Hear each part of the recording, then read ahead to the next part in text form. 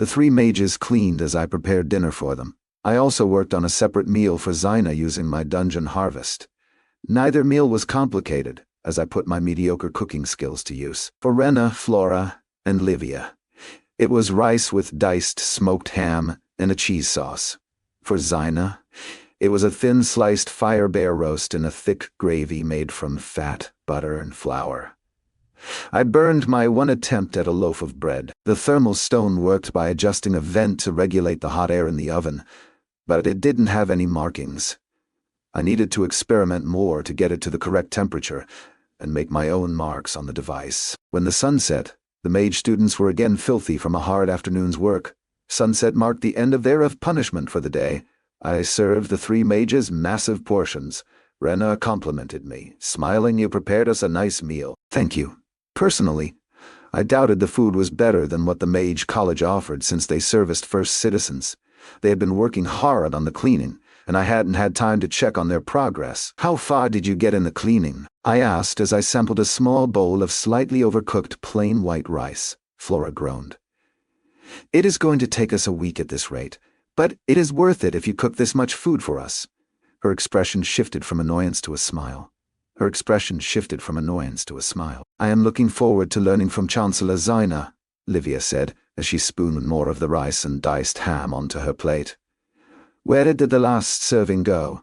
She then smothered it, using most of the remaining cheese sauce. Watching them eat the hot meal gave me the idea that I could prepare meals and store them while they were still hot, like when I stored the meat pie in Moksha or the fresh bread in Sabril. Either I could cook these future meals myself, or have a much better cook prepare them for me, but it would be good to have quality meals on the march without having to cook. Not that Lurkin had been a lousy cook. He was excellent, but it usually took him over an hour to prepare a decent meal for the company on the move, and twice that with a kitchen. I was thinking ahead for my time with the hounds. If I were alone in the wild, my time would be better spent elsewhere. I couldn't believe it as I watched the three mages eat everything I prepared. 12 cooked cups of rice, 2 pounds of diced ham, and a quart of cheese sauce. The cheese sauce was just a hard cheese that smelled and tasted like Parmesan, which I dissolved in heavy cream over heat. "Is that all you are going to eat?" Rena asked, pausing the shovel going to her mouth. "I ate while I cooked," I replied, encouraging her to finish. That was true, and it was my favorite little white lie. The ring of sustenance was dulling my appetite. It was an incredible artifact. It allowed me much less sleep and 1/3 less food. I could tell it was drawing ether from the environment, since it was comfortably warm on my finger. I had to frequently cover it in charcoal dust to conceal its shiny brilliance, but it made my hands look dirty. My spider silk gloves would fix this issue. A knock in the common room had me excuse myself from the unabashed gluttony to answer. The porter I sent for cooking recipes stood there. "Sorry, sir. My wife did her best, but most recipes are passed by word of mouth." A few of her acquaintances wrote out some of their favorites here.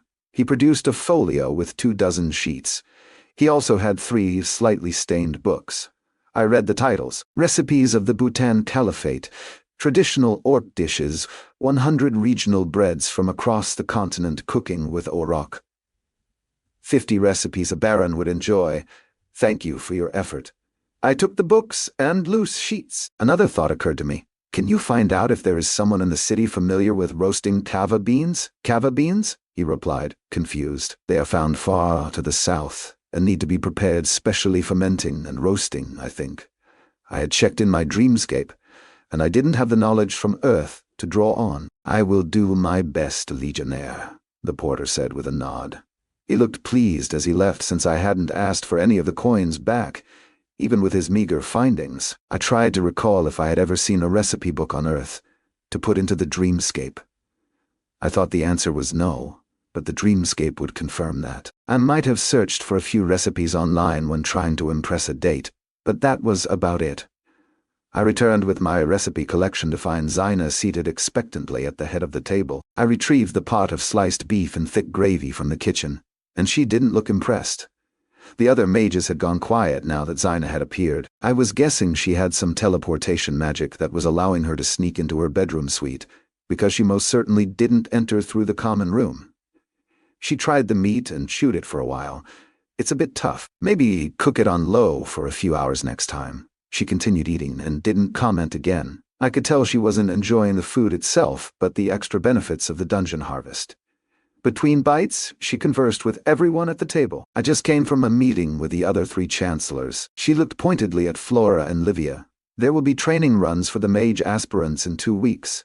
Just some simple game hunting. She turned to Rena. You are being sent to the eastern woods, across the river, to hunt gnolls in 3 weeks. I am not ready, Rena squealed in shock. 6 instructors and 20 legionnaires will accompany your class. We need battle-tested mages because we'll need you sooner rather than later, Zaina said sternly, cutting off any further protest. She didn't like being questioned. Will I be one of the legionnaires sent to guard them? I asked, getting Zaina's attention. We can talk later, the fire mage said, killing the conversation while she turned her attention to the chewy dungeon meat. She looked at the mages. You are dismissed.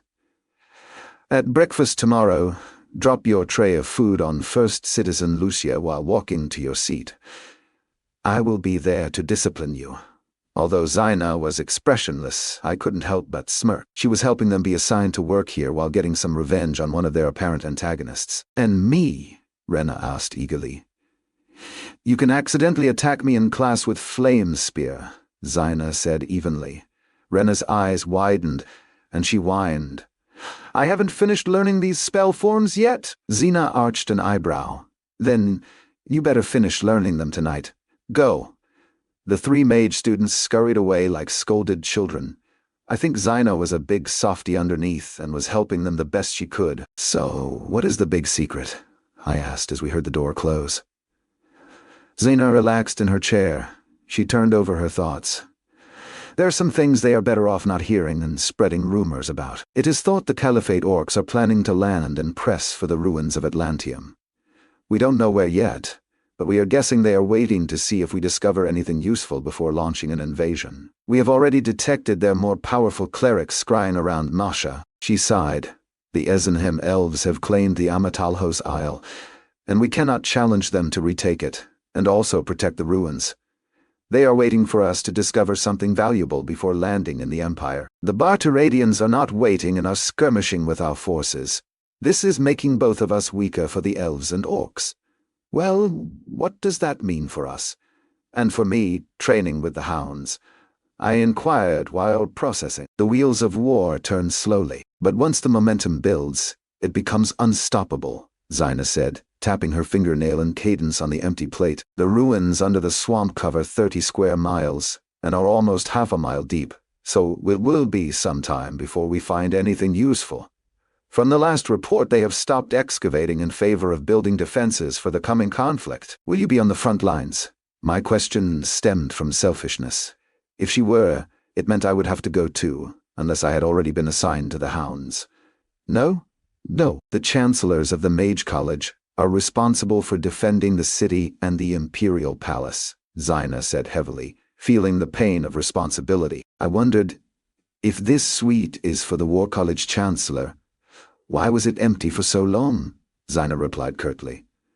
I was the last War College Chancellor. The Emperor doesn't always have a Chancellor for each of the 4 towers. She nodded to me. Chancellor Evander is sending over a crate of old alchemy books tomorrow. I told him I was dabbling again. You can request what ingredients you need using my name.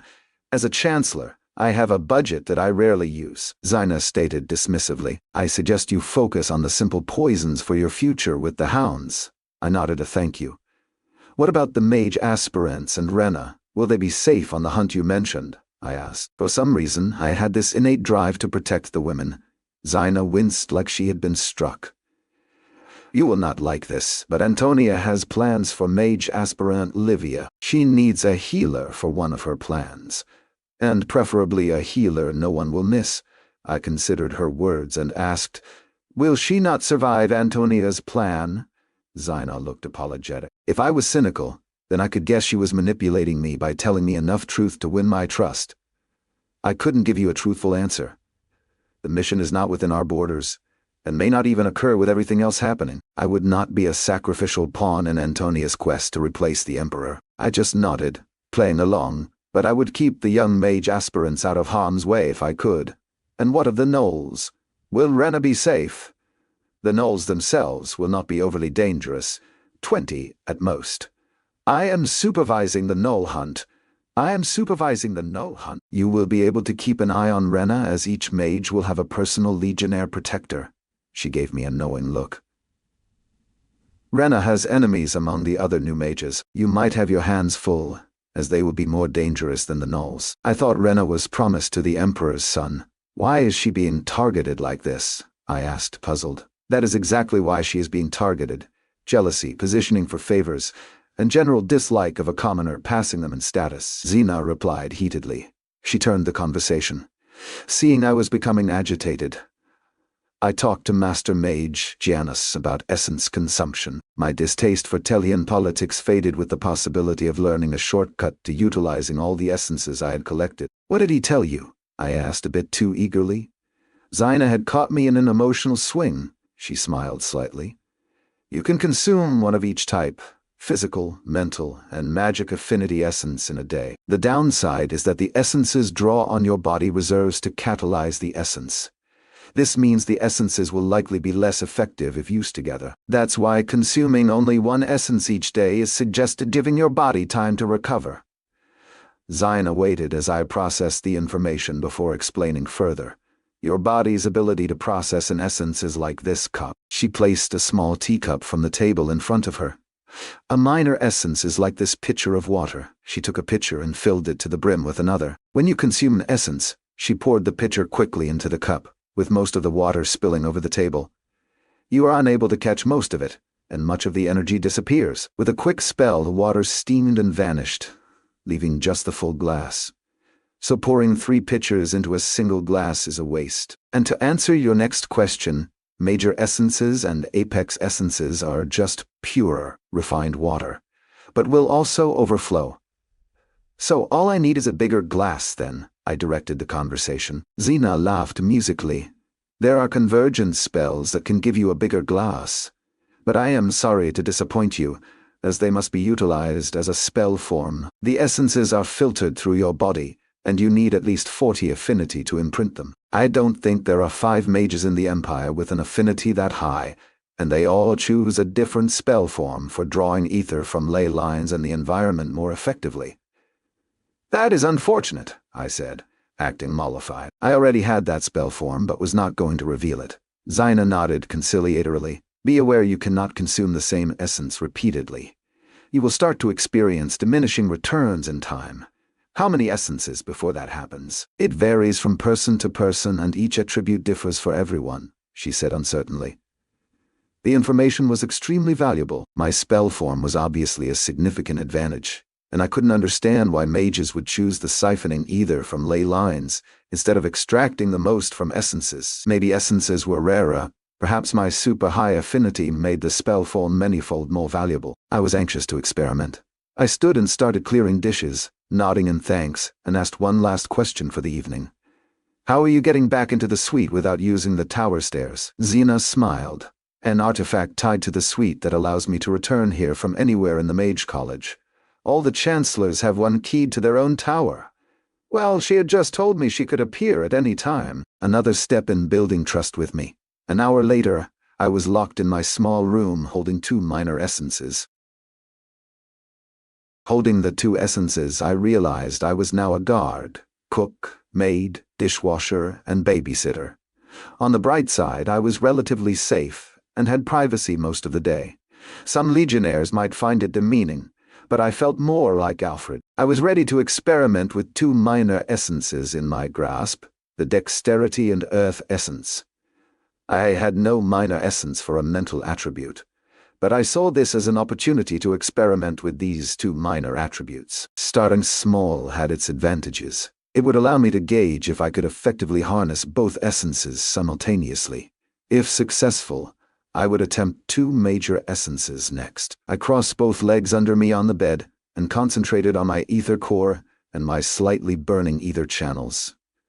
At least with the aether burn, it was straightforward to map the flow of aether in my body. After studying for over an hour, I consumed both essences at once. The sensation was completely different than usual. With my eyes closed, my vision swam with colors, and I associated specific colors with various senses. Brown flashes tasted like citrus. White triggered the smell of pine needles. I focused on the energy the essences spread through my body. Ignoring the odd, overwhelming sensory input, the essence raced along my ether channels throughout my body like a superhighway, reinforcing areas and saturating others. I tried to see any bleed in the energy, but it moved too fast to track, and before I knew it, its work was done. I opened my eyes and moved to uncover the tablet reader. I utilized a dose of aether to activate it, and I read my results. My earth affinity had moved from 13 to 14, and my dexterity attribute went from 4,361 to 4,461. So, the good news was both minor essences had worked simultaneously, but I had not been able to observe if they were less effective if consumed individually. I could feel some minor indigestion and fatigue from their work, but less than consuming a single major essence. Of course, this was the first time I had focused so intently on the essence's work, so I had nothing to compare it to. I covered the tablet reader and considered my past gains from a minor essence. Sometimes I got a single point in potential, but that was rare. Usually, I received 1 or 2 points in the attribute. I decided tomorrow night I would try to consume 2 major essences and evaluate the results. I paged through the 3 cooking books and the dozen handwritten recipes to add to the dreamscape. I would probably never need to entertain orcs at a dinner party, but examining the culinary tastes of orcs when I have time would be interesting. The cookbook seemed to be authored by an explorer, as each recipe included an extensive description of where he had learned it and how it related to orc society. Food was definitely a unique way of exploring a race's culture. From the cooking book, I could tell the orc culture was complex. One recipe, for instance, could only be consumed by children. Another was consumed exclusively before a battle. Yet another involved their version of a mating ritual.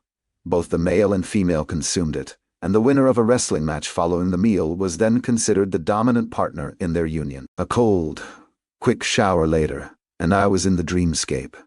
I manifested the cooking references and a few more books from the Shalorian metalsmiths.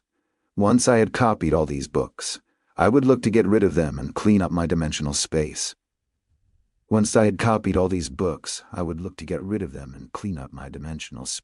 Maybe Ignis would know someone interested in them. She had promised to keep the source of the spinnerets secret, but I did not fully trust her. I found one book with a multitude of illustrations. It looked to be related to the techniques of making an intricate teapot. Maybe she wouldn't be interested in it, but I could test the waters with this one. My time in the dreamscape was divided between memorizing the Earth affinity spell form and working with the enhanced Constantine. His skills had doubled just by applying what I observed in the Imperial training yard during my visit to the blacksmith. That was somewhat unsettling, as my subconscious clearly perceived more than I did during the brief time I watched. I wanted to seek out and observe some spearmasters practicing in the future to improve my capabilities with the black spear. Maybe I missed hearing Constantine constantly criticize and correct me, as I only practiced with him this evening. I wondered how Maveith and the company were doing. They should be leaving soon to escort the magistrate. I exited the dreamscape and did my sword and spear katas in the common room again. Maybe I could clear one of the large guest bedrooms for my practice. There was one that had a large balcony facing the city. At sunrise, I returned to the alchemy lab to clean. Mid-morning, 3 crates of dusty alchemy books were delivered by 3 porters, 27 books in all. I cleared a shelf in the alchemy room and placed all the books there. It looked to be a complete collection for an alchemy student at the Mage College. Books on setting up apparatus and purification of ingredients were the most common among the books. After paging through the collection, I returned to clean the alchemy room. I lost myself in my work, and in mid-afternoon, a smiling Flora and Livia arrived. They were excited to tell the tale of how they had earned their punishment. They had chosen extra sauce for their gnocchi and made a mess of a first citizen's robes. Before Lucia could lash out, Chancellor Zina intervened and punished them with a week of cleaning in her apartments. Zina had apparently put on quite a show in the dining hall, according to them, and Flora admitted she had peed herself a little. I winced internally. Zina was winning the trust of these 2 young women. Livia would feel indebted to her and would probably volunteer to go on whatever mission Antonia had planned when Zina asked her. It was difficult not to warn them. After talking with the excitable 2 mage aspirants, I switched from cleaning to cooking. My goal was to improve my baking skills today and figure out how to control the oven temperature. I opened the book on bread that I added to my dreamscape and was flustered by all the types contained within. For one, the breads were made from more than just wheat flour. Then there were flatbreads, focaccia, and loaves. Apparently one of the most important ingredients was the type of yeast. I found 2 flatbread recipes that seemed easy enough. One was the familiar pita that Lurkin frequently served, and the other was a flour tortilla type. I also set some dough to rise with the yeast and focused on the 2 flatbreads that were made with a skillet. By sunset, I had tortillas and fresh pita flatbread, a quick dicing of vegetables and chicken, and the wraps had stuffing. I was surprised when Zina arrived. Rena never came today. "Is she okay?" I asked, concerned. I served Zina a rolled tortilla filled with the appleberry dungeon jam. She is still working on the flame spear spell. She needs the motivation to work harder. She is a once-in-a-generation talent, and may one day be a high mage herself. After she learned her first spell, she's grown complacent. She tasted the jelly roll and smiled, savoring it and smiling. "Were the alchemy books delivered?" she asked with a full mouth. "They were. However, only some simple potion recipes were in the collection. Not sure making wart removal potions would be useful to me," I snorted. Zina scoffed a little too, quickly hiding a smile as Livia and Flora now stood at the archway. "Put a spoonful of the chicken and vegetable mixture on the bread, sprinkle it with the cheese, and fold it over into a wrap." The 2 attacked the table and ate somewhat noisily in front of us, like they were afraid they might be sent away at any moment. "This is so much better than yesterday," Flora muttered through mouthfuls. Each of them finished 3 wraps before slowing down. Even Zina tried a wrap, and I think she enjoyed it with her surprised expression. I needed to add more spices to the mixture to make a proper fajita, but it was still good. Flora sniffed the air. "Is something burning?" I swore as my loaf of bread was burning in the oven. Another fail. The 3 watched amusedly as I rushed to the kitchen to try and save the loaf. The mage aspirants had left when I returned with my smoldering dark loaf. Zina smiled at my dismay. "Having trouble with the oven? The heating seems uneven. I can't get a constant temperature if I have to cook anything in it for more than 10 minutes. Zina stood and walked confidently into the kitchen. She spent a few minutes examining the oven before turning to me. "A runic vent is missing. It controls the airflow. Without it, the oven would just continue to heat over time, getting hotter and hotter. I will get a replacement. I will also get you the Tier 1 alchemy recipe book for poisons as well. When I return, I will be gone for the next 5 days, so you will be on your own." "Do you have everything you need?" With a confused expression, I asked. "Where are you going? And why am I not accompanying you?" "I am just traveling to my villa in the hamlet I rule on the coast. I need to get my affairs in order for an extended stay here and prepare my people to evacuate and flee south if the orcs or elves land nearby," Zina explained, but I sensed some averseness. I think it was a note of sadness in not being there for her people. I remembered her undertones of anger when she came to hunt the summoner who had attacked her fishing hamlet by controlling the weather. I still thought I should go with her but didn't press. "I will be fine on my own.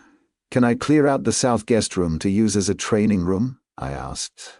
There were a few empty small storerooms on this floor where I could move the furniture. "You can do whatever you want in any room except the master bedroom. I never thought I would take residence here again.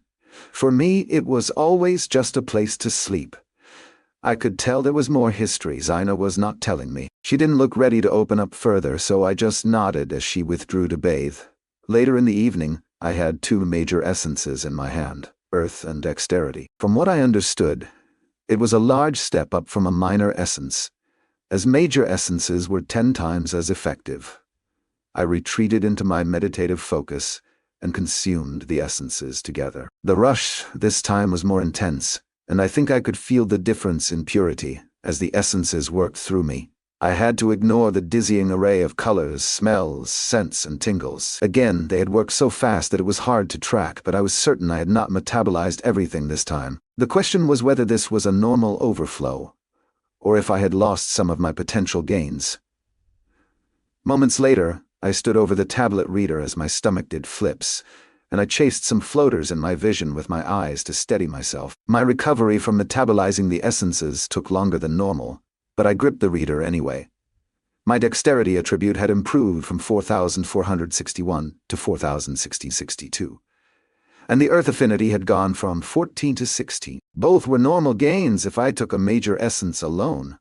I didn't have any major essences for a mental attribute to test 3 in conjunction. Searching, I found that the only mental attribute in my essence stockpile was an apex essence for the insight attribute. I decided to increase my essence consumption again tomorrow evening, consuming an apex earth essence and a major dexterity essence. I could already tell from my practice the small gains in dexterity were increasing my control and accuracy with the blade. Another factor in choosing dexterity for me was I knew that manual dexterity was also a factor in learning spell forms to cast actual spells. Mages learned by tracing the spell forms with their fingers in the air first. With enough practice, experienced mages could eventually create the spell forms without manipulating their fingers, but, to my knowledge and from my readings, they always created spell forms by channeling aether through their hands. The routine in my dreamscape, morning and day, continued. The alchemy lab was getting into good shape, all the useless glassware was disposed of, and I wrote out a list of ingredients for the only recipe I knew, minty mouthwash. I needed it to restock anyway. Flora and Livia arrived in the afternoon, but Rena had not returned. I guessed I would not see Rena again until Zina returned, and she could cast the flame spear spell. Flora and Livia were getting more comfortable around me, talking about their lives as mage aspirants. I was surprised they didn't focus much on the challenges they had faced. I knew they were being bullied, but they did not want to discuss that with me. I would eventually meet their tormentors and hadn't decided how I would respond yet. It was also nice that the two enjoyed my cooking, and maybe they would gain some weight due to my efforts. Currently, I was experimenting with various spices to try and make a decent fajita or burrito to add as a prepared meal to my dimensional storage. The two young women left after dark, and I was again alone. I consumed the apex earth essence and major dexterity essence, and the sensory overload following was much more intense than my prior experiments. My ether core seemed the most upset with the increase in my earth affinity. I had only recently unlocked it, and I was constantly increasing it. My ether core felt turbulent, like a maelstrom of energy with nowhere to go that was constantly being fed by the earth essence. As the seconds ticked by, I broke into a cold sweat, and my nerves felt numb. But my body and ether channels quickly calmed with my ether core. What had taken seconds had felt like minutes to me. I hadn't even realized my heart was pounding, as I had focused internally on the flow of the essence's workings. Finally, I was breathing steadily, and my body and ether core were completely calmed. I think this was my limit. 1 apex and 1 major essence. Maybe I could consume 3 major essences at once, but I first needed 1 major essence from the physical, mental, and magical affinities to attempt it. I took 1 unsteady step toward the reader before gaining my balance. My fine motor control was a bit numb, but returned quickly. I tested myself. My earth affinity had increased by 3 points to 19. My dexterity attribute had increased from 4,662 to 4,063. That puzzled me for a while, as I had received 21 yesterday evening and 11 today. I didn't sense I got any less benefit from this major earth essence than the one from last evening. Zina said there was a factor of diminishing returns from essences, so that is how I interpreted the lesser results. I just didn't expect it to happen so quickly. From this most recent experience, I definitely needed to rest on consuming earth essences for a few days, no matter how tantalizing the possibility of reaching a 25 affinity to learn the spell form may be. I continued my routine, settling into the weasel fur with the dreamscape amulet, and channeled ether into it. For the next 5 days, I kept to my routine. Flora and Livia arrived at the same time every day to clean. They told me Rena was doing well, but they barely had a chance to talk to her in the common dining hall. My protective nature had me thinking of the two as my younger sisters.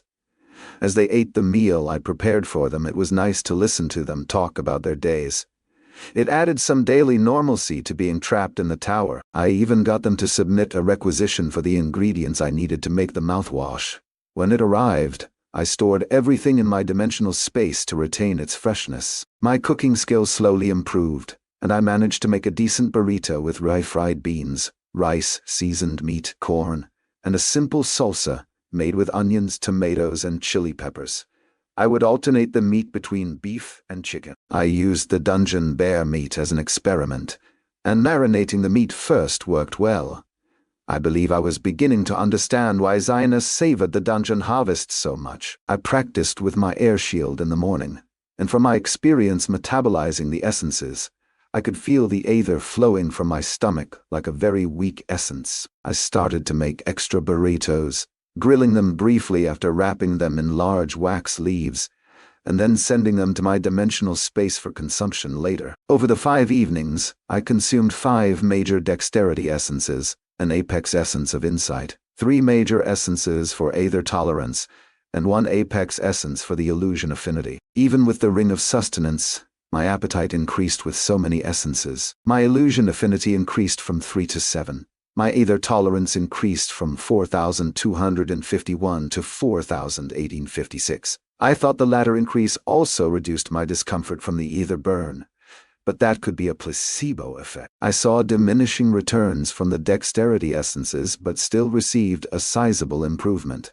My dexterity attribute increased from 4,763 to 5,367. I noticed significant improvements in my physical and dreamscape training due to enhanced dexterity. Through my training in the dreamscape, I realized that my biggest shortfall was my quickness. If I could be just a little faster here and there, I believe I would perform much better against Constantine and Xavier. Maveith had been wise to choose all the quickness essences. The best I could do now was to train with weighted weapons and boost my quickness through sweat and effort. I made progress on the Earth Speak spell form, and felt I had rested my Earth affinity in my Aether core enough to consume more essences. I had 6 major and 6 minor Earth essences remaining. My current affinity was 19. I would have no difficulty reaching the minimum threshold of 25 for the spell form. I was on the balcony overlooking the city, going through spear forms with a black spear. It was dark, but the sunrise was coming, so I ended my training. Even though I had cleared the bedroom of all furniture, I preferred practicing in the open air on the balcony in the dark. The cool night air and looking down on the speckles of lights in the city below made me feel free and in control. I couldn't practice in the sunlight as there were sightlines from a number of rooftops in the upper city. As the line of daylight cracked the horizon, the common room door thudded with an impatient, powerful knock.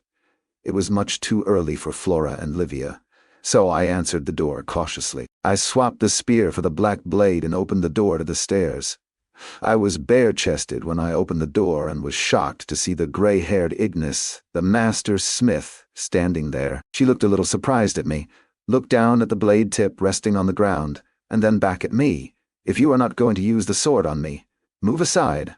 Ignis picked up 2 large bags and walked into the common room, looking around. "Haven't been up here in years. Surprised the place is actually clean." She carefully put the bags down, studied the room and then me. Slowly a frown formed on her face. "Your body has changed." I felt a little self-conscious, so I pulled a shirt from my space and put it on, covering my sweaty torso. "I have been training hard," I answered after I covered myself. "Well, the shoulder and chest fit may be off," she answered, somewhat annoyed. "Should be enough play to get them comfortable." "Are you planning to get much bigger?" she said, looking me over from the floor up again. "Probably," was all I could muster under her gaze. She released a heavy sigh. "Well, come see me instead of whining to anyone who will listen that your nipples are chafing off." She reached into one of the bags and handed me 2 pairs of black gloves. "Try these on." The seamless gloves easily slid over my hands, and Ignis smirked as I admired the work. I flexed my hand and couldn't tell I was wearing gloves. The pads had a slightly tacky grip, but the material did not stick to itself. Ignis interrupted my appreciation of the final product. He incorporated some anti-fire runes into the threading. He felt he needed to add something extra for the value of the surplus material. Magical fire is the only thing that can damage spider silk of that quality. So, unless you decide to dance inside one of Zaina's flaming dragons, they should last you a lifetime. Probably don't even need the second pair. I could have retorted that she didn't know just how long I would live, but didn't. "Thank you." I can barely feel them. The spell weaver mentioned it was some of the finest material he had the privilege to work with. She winked at me. Had to tell him it was imported by the Adventurers Guild. He also said it was among his best work. Smirking, she said, "Now, you shouldn't have any trouble hiding your ring." My jaw didn't work for a moment, as she ignored my surprise. She bent over, unfolding 2 black long-sleeve shirts of the same material from the bag. She handed them to me. "These also have the fire resistance runes into the threading." He twisted the threads so the material should also have no tackiness. I tried on one of the shirts, and Ignis was watching carefully. The satin-like black shirt fit like loose spandex. I admired the comfort and feel of the material. Ignis nodded at the fit and added, "It is durable and resistant to slashing, but not impenetrable. I suggest you only wear it under your armor. Any damage will be nearly impossible for you to repair. The material should be easy to clean and is odor-free, but keep it away from lye or you will lose the black dye. Now let's get to your armor." Ignis proudly began to unpack the armor she crafted from the 2 large duffel bags. All the pieces were the same shape as my red-dyed, resin-infused auroch hide, but the chest pieces, pauldrons, greaves, and vambraces were metal. I was confused when the armor was a blood-red color instead of the shiny steel of the other Imperial Legionnaires. "Is this red enamel?" I asked while inspecting the glossy red cuirass. The cuirass had a golden lion in relief on the front, the symbol of the Legion. Ignis scoffed. "This is ceremonial parade armor. Don't be fooled by its beauty. It is fully functional. The red glossy finish is made using ground rust monster antenna and dried chimera blood. It creates a layer of crimson red on the surface of the steel that can be polished. Each piece has also been inscribed with runes to permanently prevent rust. If those runes fail, the armor will degrade in a few months." I had to admit it looked impressive, and the amount of work that had gone into it was substantial, even assuming magic assisted in the crafting. "How durable is the finish?" I asked, strapping on the cuirass front and back. It will react just like normal steel. It can be scratched or dented. You will need a master armorsmith for any repairs. Most minor scratches can be buffed out." Her tone switched to forceful. "I don't want to see you in the training yard practicing in this suit. This suit is a status symbol for Chancellor Zyna." "Great. I was a trophy dress-up doll for Zyna." Ignis handed me the final piece of the armor, the helm. Only the helm was steel on my original suit of armor. This helm matched the crimson glossy nature of the rest of the suit, and even though it was also open-faced, it had a face guard that could be slid in and locked, creating a bucket helm. Ignis showed me how it worked, and there were special grooves on the crest to add a plume so I could look like a proper peacock. I donned the helm. I couldn't help it but went to check myself out in a mirror. Okay, I looked pretty epic. Ignis handed me an arched body shield from the floor of the duffel bag that matched the suit. The last time I used a body shield was in training. This one was much heavier, maybe 20 pounds, and these shields were best used in formation, and with a spear or short sword. Most Legionnaire guards prefer the smaller shield, but Zyna wanted this for your guard duty. The front of the shield had the relief of a rich blue kraken outlined in silver. That is First Citizen Zyna's crest. The beast looked fearsome, and I assumed the kraken was because her estate was a coastal settlement. She handed me a scabbard from my black blade that matched the ornamental design. We spent 10 minutes adjusting and marking straps before Ignis stepped back. "And now, my work is done." Ignis put on a genuine smile as she admired her work. "It is incredible. Twice as heavy as my old armor, but I look 10 times as good," I stated after removing the helm.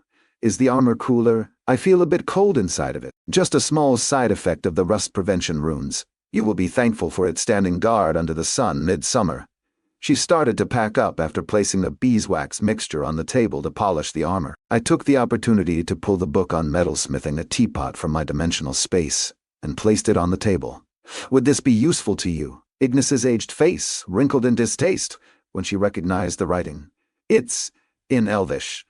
She still opened the ancient tome and immediately became interested. She completely ignored me as she paged through the book from front to back, studying the images. She looked up, breathing heavily. "Where did you get this?" "Ruins of Kaelora. A few books were salvageable, and I was able to grab a few," I said indifferently. "You have more?" She stepped eagerly toward me before she regained some composure. The techniques inside are enlightening, and I can't even read the text. I will need to get this translated. She swept the book protectively under her arm, holding it reverently. So, it is valuable, I said, unable to hold a smirk back. The old smith narrowed her eyes, magnifying her crow's feet. What do you want for it, Legionnaire? What did I want for the book? It was mostly useless to me now that I had a copy in the dreamscape. I needed many things. I needed to get to the Adventurers Guild Hall to see Tarvin so I could purchase some revelation scrolls. That might be too suspicious, though. Can you clean and repair these? I pulled the rusty 12 elven daggers, 10 elven hand axes, and 2 damaged elven axes from my dimensional space. Ignis quickly recognized the expert craftsmanship. Neptune's beard. How big are you, Legionnaire? She put the book down to examine the weapons. She studied each weapon and frowned at the 2 hand axes I had used to hack the vines on the floor of the shimmering labyrinth. All are exceptionally fine work.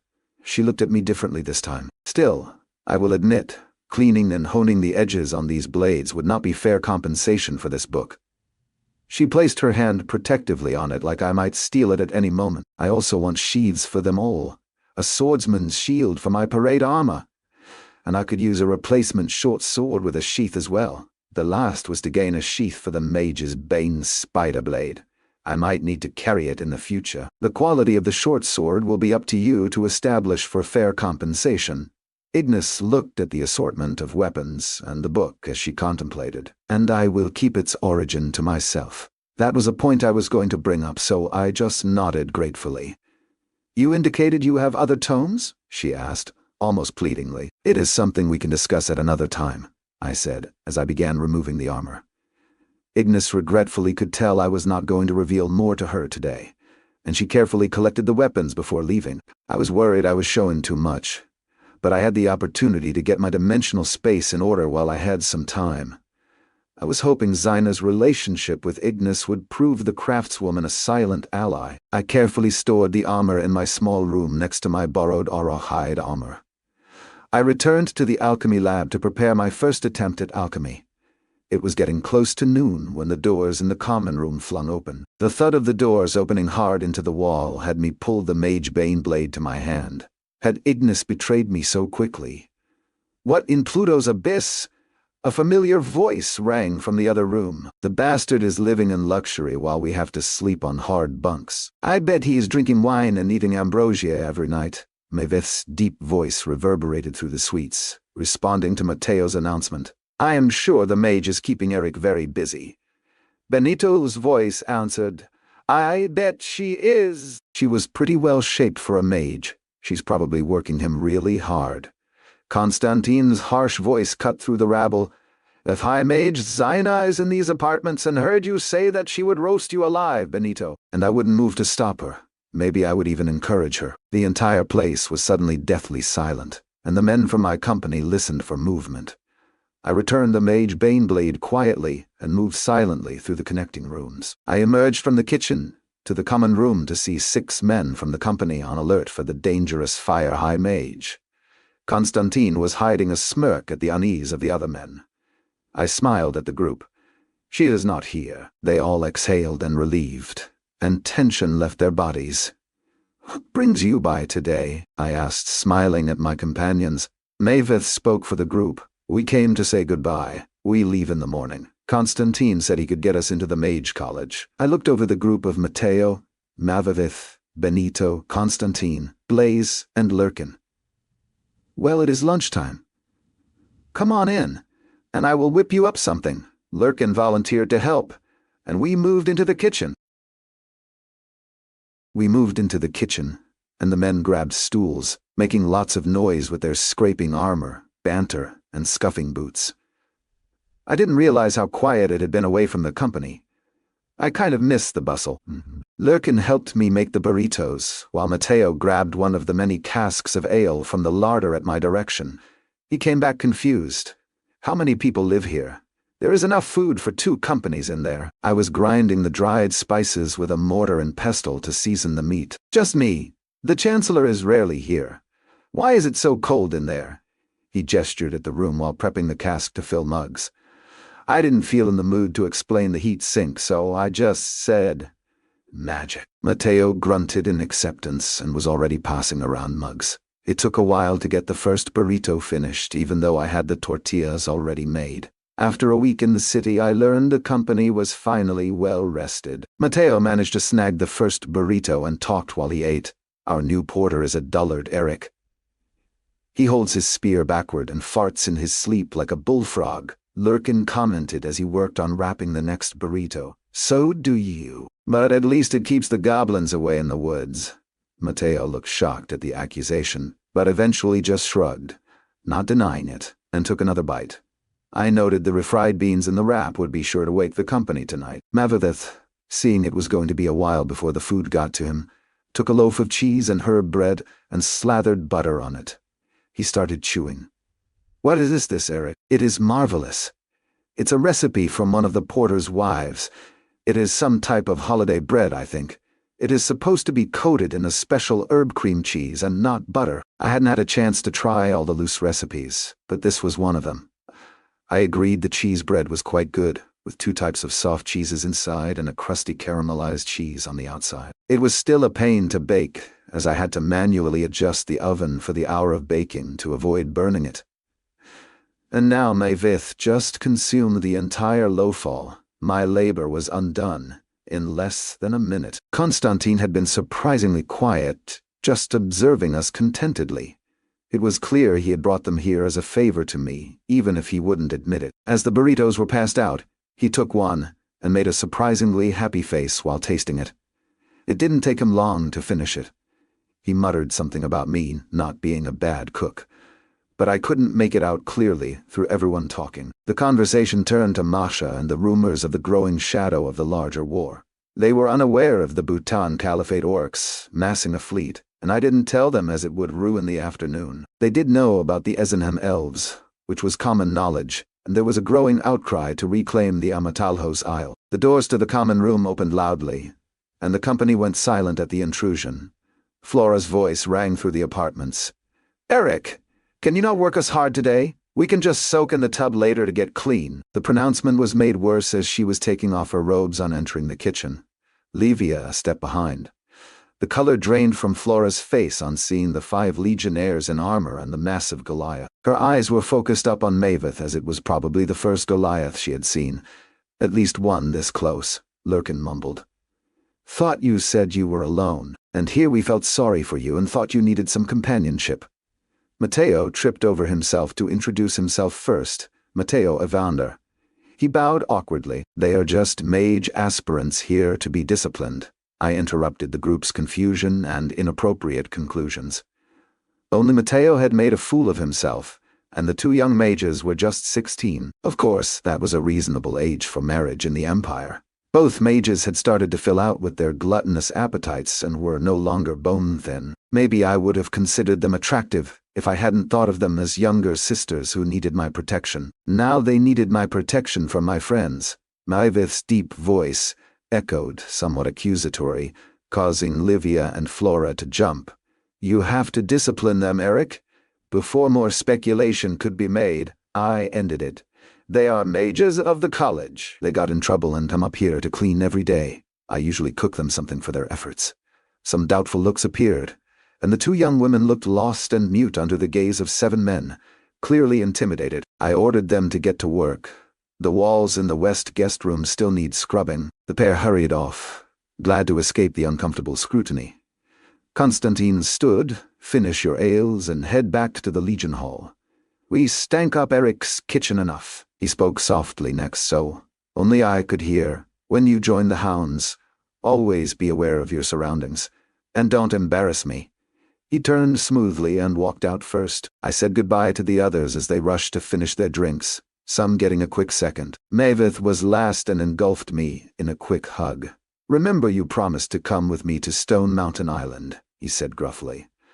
"I will. I pulled the 2nd ring of sustenance I got from Treliorn. Take this. It has the same functionality as my ring." Maveith stared at the ring momentarily before his hand closed around it, nodding gratefully. "Eric, I know we will meet again." The Goliath gave my shoulder a last pat and left the suite. The door shut, and all I could hear was the two mage aspirants whispering on the other side of the tower. I looked at the wrapped package and cut the twine. A large package of griffin jerky was on top of some new underclothes and new legion boots. I nibbled on the griffin jerky, which had been seasoned with Kraken salt. It was easily the most valuable thing in the bundle. The boots were new and would need to be broken in. It was a thoughtful gift, and I moved everything to my crowded dimensional space. I continued to cook, and when the sunset came, my two ravenous dependents feasted. After consuming her first burrito and a side of diced fruit, Olivia asked, "Was that a giant? Who, Maveith?" "No, he is just a Goliath." "First time seeing one?" I responded, sipping the now warm ale. It was actually pretty smooth and not bitter. "Goliath? I think one of the gladiators in the Colosseum is a Goliath, but I have never seen one so close," Flora added to the conversation. "Where is the Colosseum?" I asked. I had heard about it in passing, the western side of the city in the upper district. "Western side of the city in the upper district. It can hold 20,000 people," Livia replied confidently. She grew up in the lower city and was familiar with the districts. Her father was a glass blower, and her mother carved corks. When she was in familiar company, she lived up to her name, constantly smiling and congenial. "Are the gladiators who fight slaves?" I asked, recalling my history of the Roman Empire on Earth. Livia scrunched her face in thought. "I don't think so. Most are adventurers or professional warriors, but they do fight prisoners. Captured orc pirates, Barteradian soldiers, and fantastical creatures from the Imperial Zoo. It costs 5 large silver for admittance, and only happens on the day of the full moon each month." "When is the next full moon?" I asked, curious. "Day after next, I think," Flora said immediately, leaning back and rubbing her belly. She had consumed 2 massive burritos and was having trouble on the third. We talked for a while about their day. Their harassment had lessened somewhat since my arrival, but they still had their nemesis classmates who tormented them. I patiently let them vent until they expressed all their anger. "You two can use the bathroom and then return to your rooms," I said, dismissing them. The excited mage aspirants started to sprint, but thought better of it after their gluttony. I cleaned up, and after the two left an hour later, I returned to the alchemy lab and worked on my first potion. I meticulously went through the steps, mixed the purified ingredients, added the sapphire dust, and then added a touch of aether. The potion flared weakly and settled. A strong, minty scent hung in the air. That had not been overly difficult. It had taken nearly a day to brew just a few doses of mouthwash, but I had been successful. Of course, this was one of the simplest potions. The basic healing salve recipe was among the books Zaina had procured for me. I wrote out the list of ingredients, adding another batch for mouthwash, but changing the type of mint leaves I would use. It was close to midnight when I finally settled into my weasel pelts. The next morning, I woke just after dawn and had to complete my training inside the room, rather than on the exposed balcony. A door opened, and the change in air pressure alerted me that someone was in the apartment. I found Zaina in the common room, lounging on the sofa. She looked tired but smiled on seeing me. "I see you fortunately failed to get into any more trouble while I was away." I sat across from her. "It has been very quiet. I haven't seen Rena, but Flora and Livia have been feeding me the local gossip." Zaina smirked knowingly. "I will check on Rena today, and you will see her this afternoon. If you have your armor, you can accompany me to class." I nodded appreciatively. Ignis delivered it. "It is quite exquisite. A true piece of art. Excellent. One less problem to address. I am going to nap here for an hour, and you can follow me down to the classroom." The fire mage closed her eyes and ignored me. She had dark rings under her eyes, and I guessed she might not have slept much recently. I would ask her after the class about the possibility of going to the Colosseum tomorrow. Not because I wanted to watch people kill each other, but because I was hoping to observe some skilled fighters to incorporate into my dreamscape. I woke Zaina, and then followed her down to the first floor of the tower. I didn't carry the shield but had strapped on my black blade. Zaina's demeanor switched from haggard and tired to stern and commanding as she entered the classroom. 9 mages in gray robes sat in chairs across the room. One was Rena, and her gaze lingered on me for a moment. But I had my face guard on, so she might not realize it was me. Zaina stepped to the front of the room. A fire whip snapped in the air, causing the mages to jump. I have returned. I hope you all have gained some competency with your fire magic during my absence. I stood next to the door at attention. Zaina gestured at me, my shiny new legionnaire. If you see him within the college, know he speaks for me, and follow all his instructions as you would mine. She studied the terrified students, picking one with a malicious grin forming on her face. Mage Rufus, show me your fire weave. A young man stood shakily and weaved a spell form slowly between his hands. His face was sweating as a circle of red flame formed after a few seconds with green flashes appearing in it. I thought it was impressive, but Zaina was not happy. Her face clouded in anger. Mage Rufus, what have you been doing for the last week? You are still mixing other affinities with your fire. How many times do I need to tell you that when writing out your spell forms for fire magic, you must purify the aether through your fire aspect on your core? Rufus stuttered.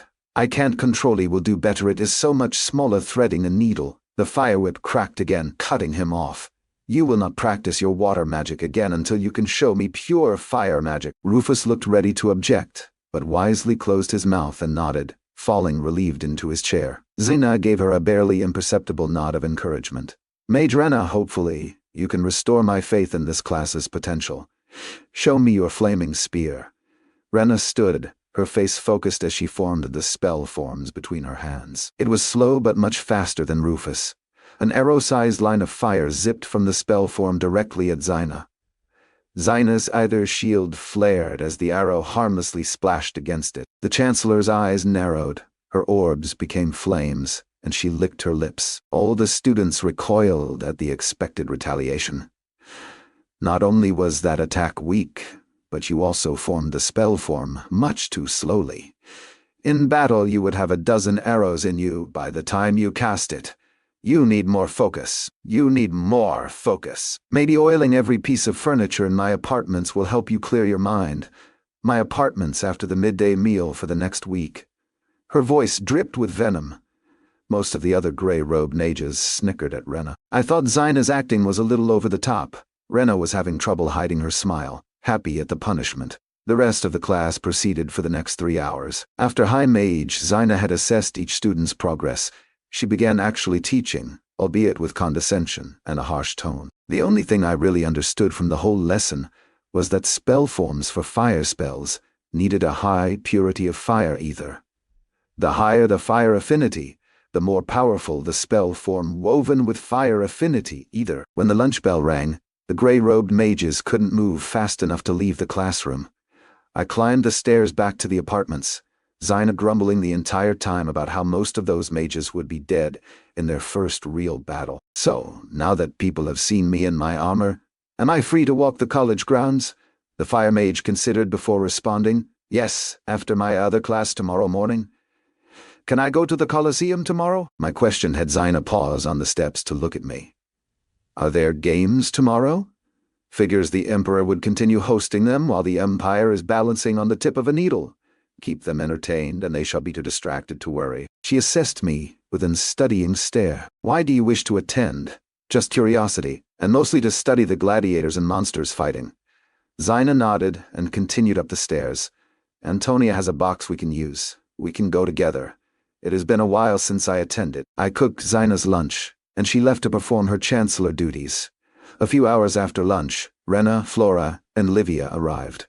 All of them were eager for their day's punishment. Rena wore an inerasable grin on her face as I ordered her to work. I finally had something to look forward to myself, after being constrained to these apartments seeing the Colosseum.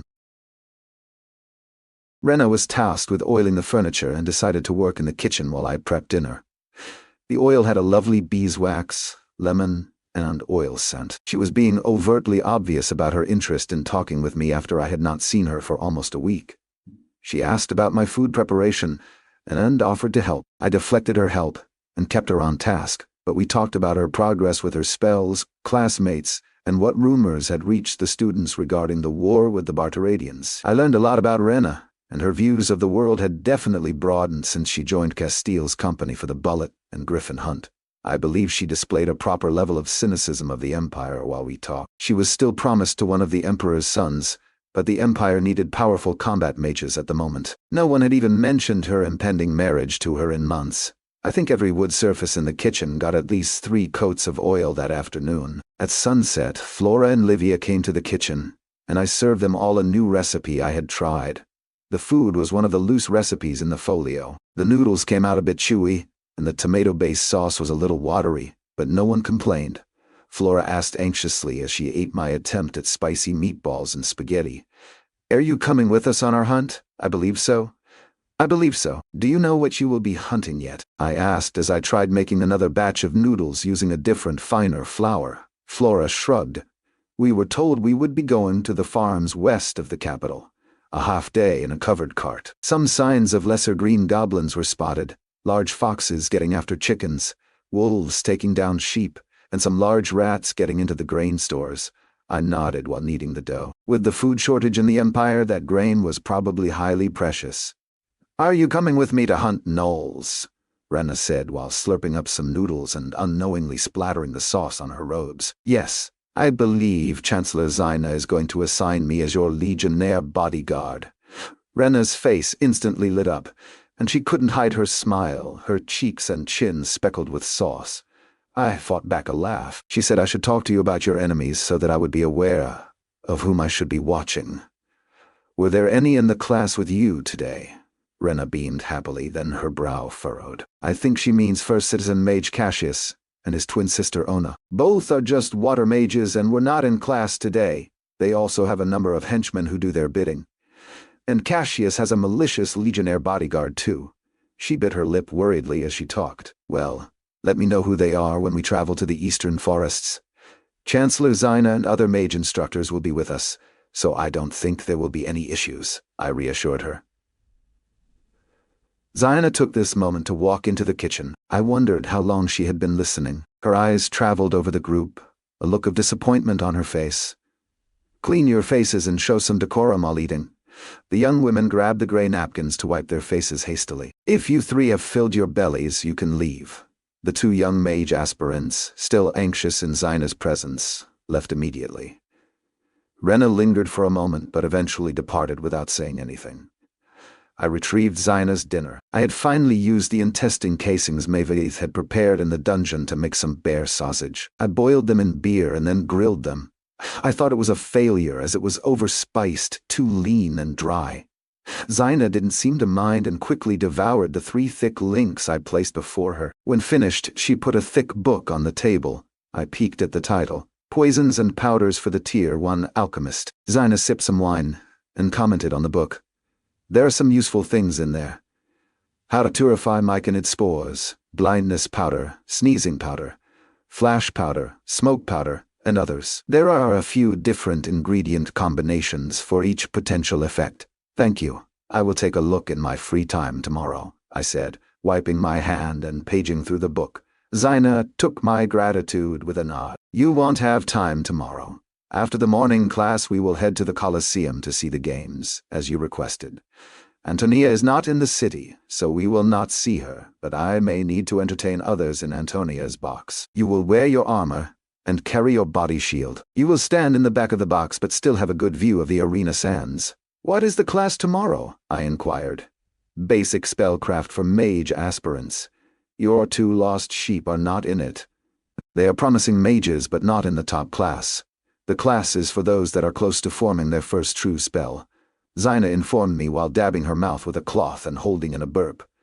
Zyna left me to clean up. I would have asked for her to get me help with the basic chores, but I was still sore from Larine's betrayal and wary of spending too much time with women. After cleaning the kitchen, I consumed a major earth essence and retired to my room in the dreamscape. I added the Tier 1 poison book to my library, and then studied the spell form before training with Constantine and Maveith. After a few hours in the dreamscape, I was back on the balcony under the cool night air, doing my physical training. The sky was clear this morning, and Neptune's tear lit the city eerily below. Streetlights lined the upper city streets, and other lights bounced among the streets, with people moving purposely in the pre-dawn city below. I moved inside to practice my sword forms when the sun cracked the horizon. I still found it odd how the muscle memory from the dreamscape translated so readily to actual world practice. I wasn't going to become a sword master in just a few weeks of work in the dreamscape, but my gains were much more rapid, and I could risk experimentation there without fear of permanent injury. I found Zaina working on the oven in the kitchen. Had she been watching me train? She looked up, fresh soot covering her arms and cheeks. You must charge the regulator runes in concert with the thermal stone, but your oven should work.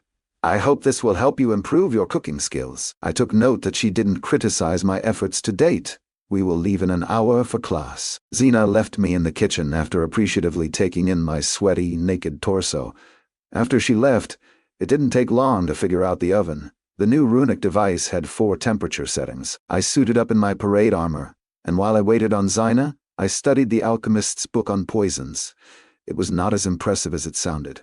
It was more of a primer for more complex poisons and powders. Not a single recipe inside required gem dust and ether as a catalyst.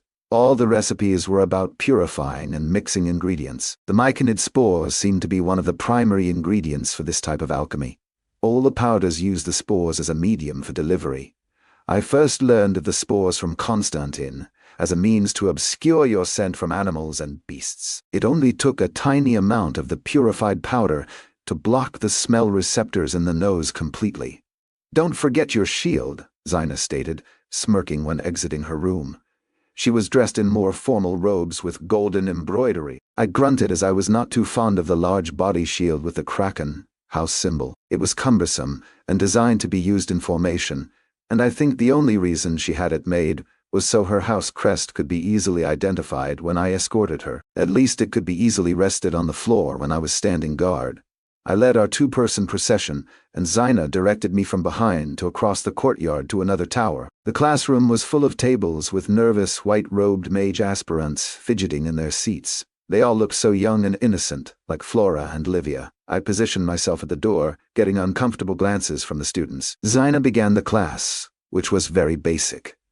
The Chancellor was still imperious in her tone and speech, but she also had nuggets of wisdom if you paid attention to her terse comments. Being able to filter ether through the correct aspect of your core was paramount to casting powerful magics. The class was focused on the second step for spell formation, either control and manipulation. When the class ended after 3 long hours, Zaina collected me, and we walked through the grounds again. Why are you teaching such a rudimentary class? I asked the high mage 2 steps behind me. Zaina clicked her tongue in what I assumed was amusement. Would you believe I enjoy it? That is true, but I also want to identify those among the mage aspirants with the highest likelihood of becoming true mages. That made sense. Is your interest in them because of Antonia? There was a pause as we passed the outer wall guards and entered the streets of the upper city. Partly, she admitted, and didn't elaborate further as she directed me toward our destination. I walked in front of the Chancellor as we headed toward the Colosseum. I like to think the crowds parted for me in my impressive armor, but it was the Chancellor's robes that the populace recognized, and they paused in their evening activities to clear the road and watch us pass. The path to the city's western side proceeded rapidly, and we reached a massive circular building with Roman arches and columns surrounded by a wide plaza. Stone mosaics decorated the plaza, depicting various fearsome creatures. Men and women in extravagant and colorful clothes shopped the various vendor carts dotting the plaza. Pairs of legionnaires, not city guards, patrolled this plaza. The Colosseum was less impressive in scope than I recalled of the one in Rome back on Earth. Imperial legionnaires guarded the entrances as Zaina ignored the merchants' carts. She took the lead as we entered the structure and quickly made our way through the brightly lit interior halls to a covered box on the first level of the arena. The arena looked impressive, but was nothing compared to the sports stadiums I was used to back on Earth. The first level, just above the sands, had dozens of private boxes close to the action. Bench seating went up into the stands, and another ring of box seating was at the very top. I guess the entire stadium could hold maybe 15,000, not the 20,000 I was told. There were 7 seats in the private box, and Zaina motioned for me to stand at the back. I'm not sure if anyone will join us today, but stay still and silent if they do. A young man in a light brown toga entered after her statement. Chancellor High Mage, your pleasure. Wine and fruit, she said, waving him away. He bowed formally and left. I took my position against the wall and waited. Large trays of cut fruit were delivered with multiple pitchers of cold wine. Zaina just poured a single goblet of red wine and sipped it. We were considerably early, and a number of colorfully dressed men and women visited the box to pay their respects to the High Mage. As we waited for the stands to fill, I could tell Xina was doing business with brief conversations, but was too far back to discern what was being spoken as the murmuring crowd noise got louder and louder. The stadium was filled with vibrantly dressed nobles of the capital. Drab brown-dressed servants rushed among them to accommodate their requests. Clearly, this venue was for the sole entertainment of the privileged. That was different from what I remembered in my history. The Roman emperors of Earth used the games to entertain and impress the ordinary citizens of Rome as well as the wealthy. A horn sounded, and Xina was left in the box alone. Apparently, no one else was using Antonia's box today. The stands were about 90% full. I realized there were 2 upper walkways that increased capacity by providing additional standing room. I re-evaluated my estimates of the capacity of the Colosseum. My thoughts were interrupted as a troupe of tumblers and acrobats trailing streamers entered the sandy arena floor. The group put on an amazing display with their acrobatics, height, rotations, and power. I had to remember that magic was likely involved with their athletic displays. A man in shimmering black robes floated down from above. At first I thought this man might be the emperor himself, but his booming voice echoed in the stadium. "I welcome you once again to the Emperor's Games. We have 20 contests this evening." The crowd cheered, drowning him out. The structure's acoustics were impressive as I felt the stone beneath my feet vibrate from the crowd's roar. But then again, it might just be aided by magic. When the crowd settled, he continued. "Our first contest is between champion Cassian the Red and his challenger, Herculianus the Wall." The champion got the loudest cheers, and 2 men in shiny steel armor entered. The armor was only the cuirass and helm, but leather skirts and wraps protected other vital areas. Cassian had a round blood-red shield in his left hand, and a medium-length blade in his other. The challenger was easily a foot taller and had a mace and white shield. As I watched the pair fight, I quickly became disgusted. It was a noisy show for the screaming spectators, with frequent strikes on the shields and cuirass. The 2 fighters were obviously quick and skilled, but Cassian passed numerous advantages to draw out the fight. Herculianus was bleeding from a dozen cuts while he never connected solidly once with Cassian.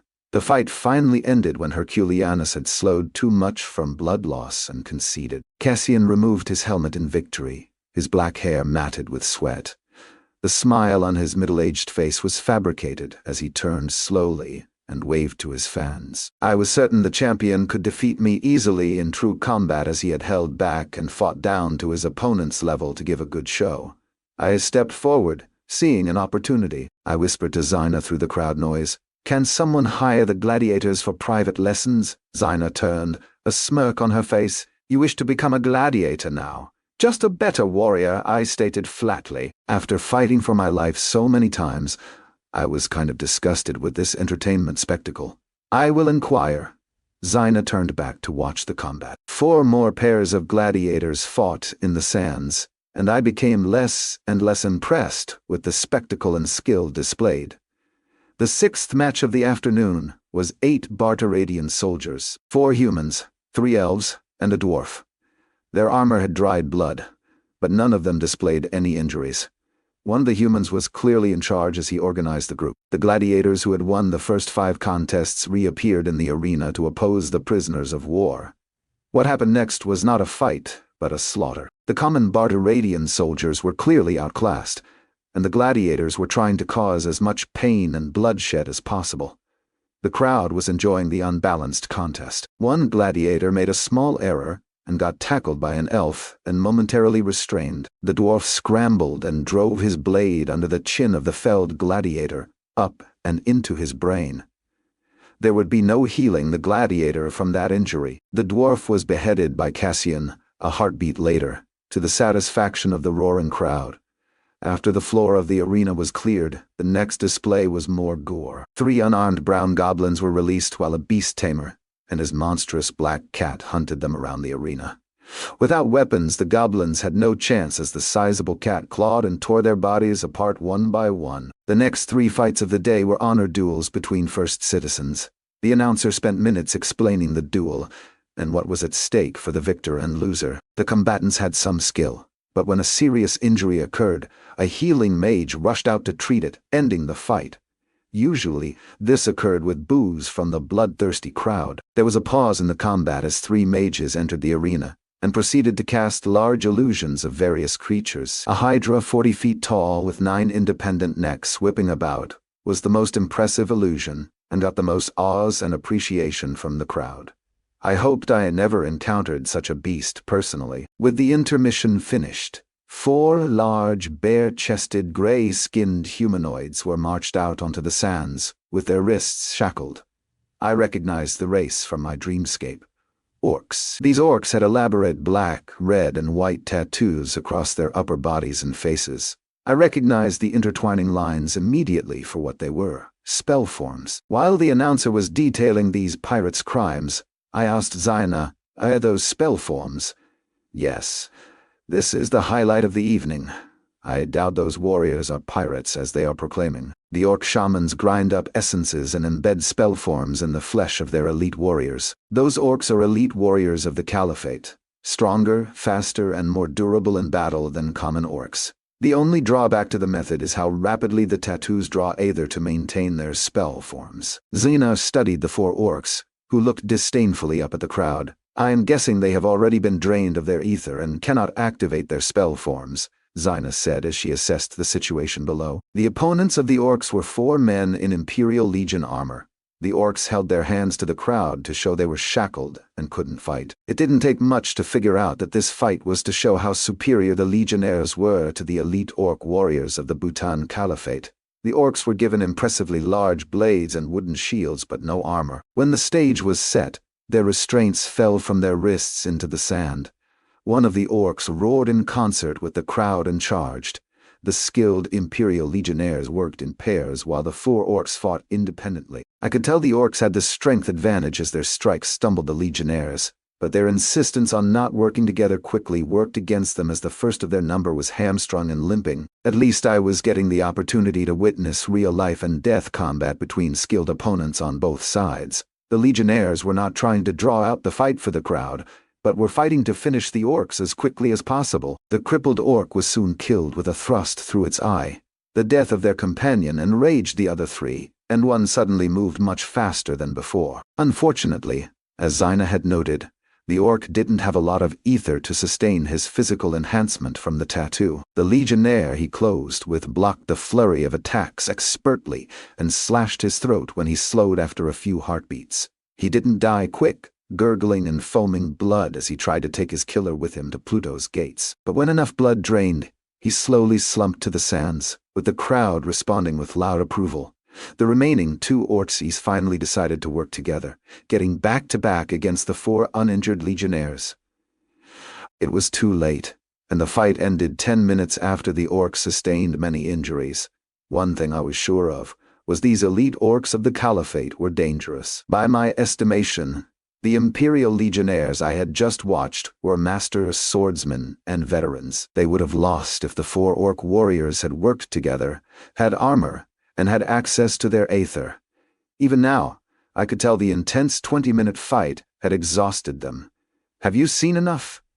"The remaining contests will be a disappointment after that," Xena asked me, looking up. I realized I had left my station on the wall and had crowded behind Xena's seat for the entire fight. She seemed amused at my closeness. Yes.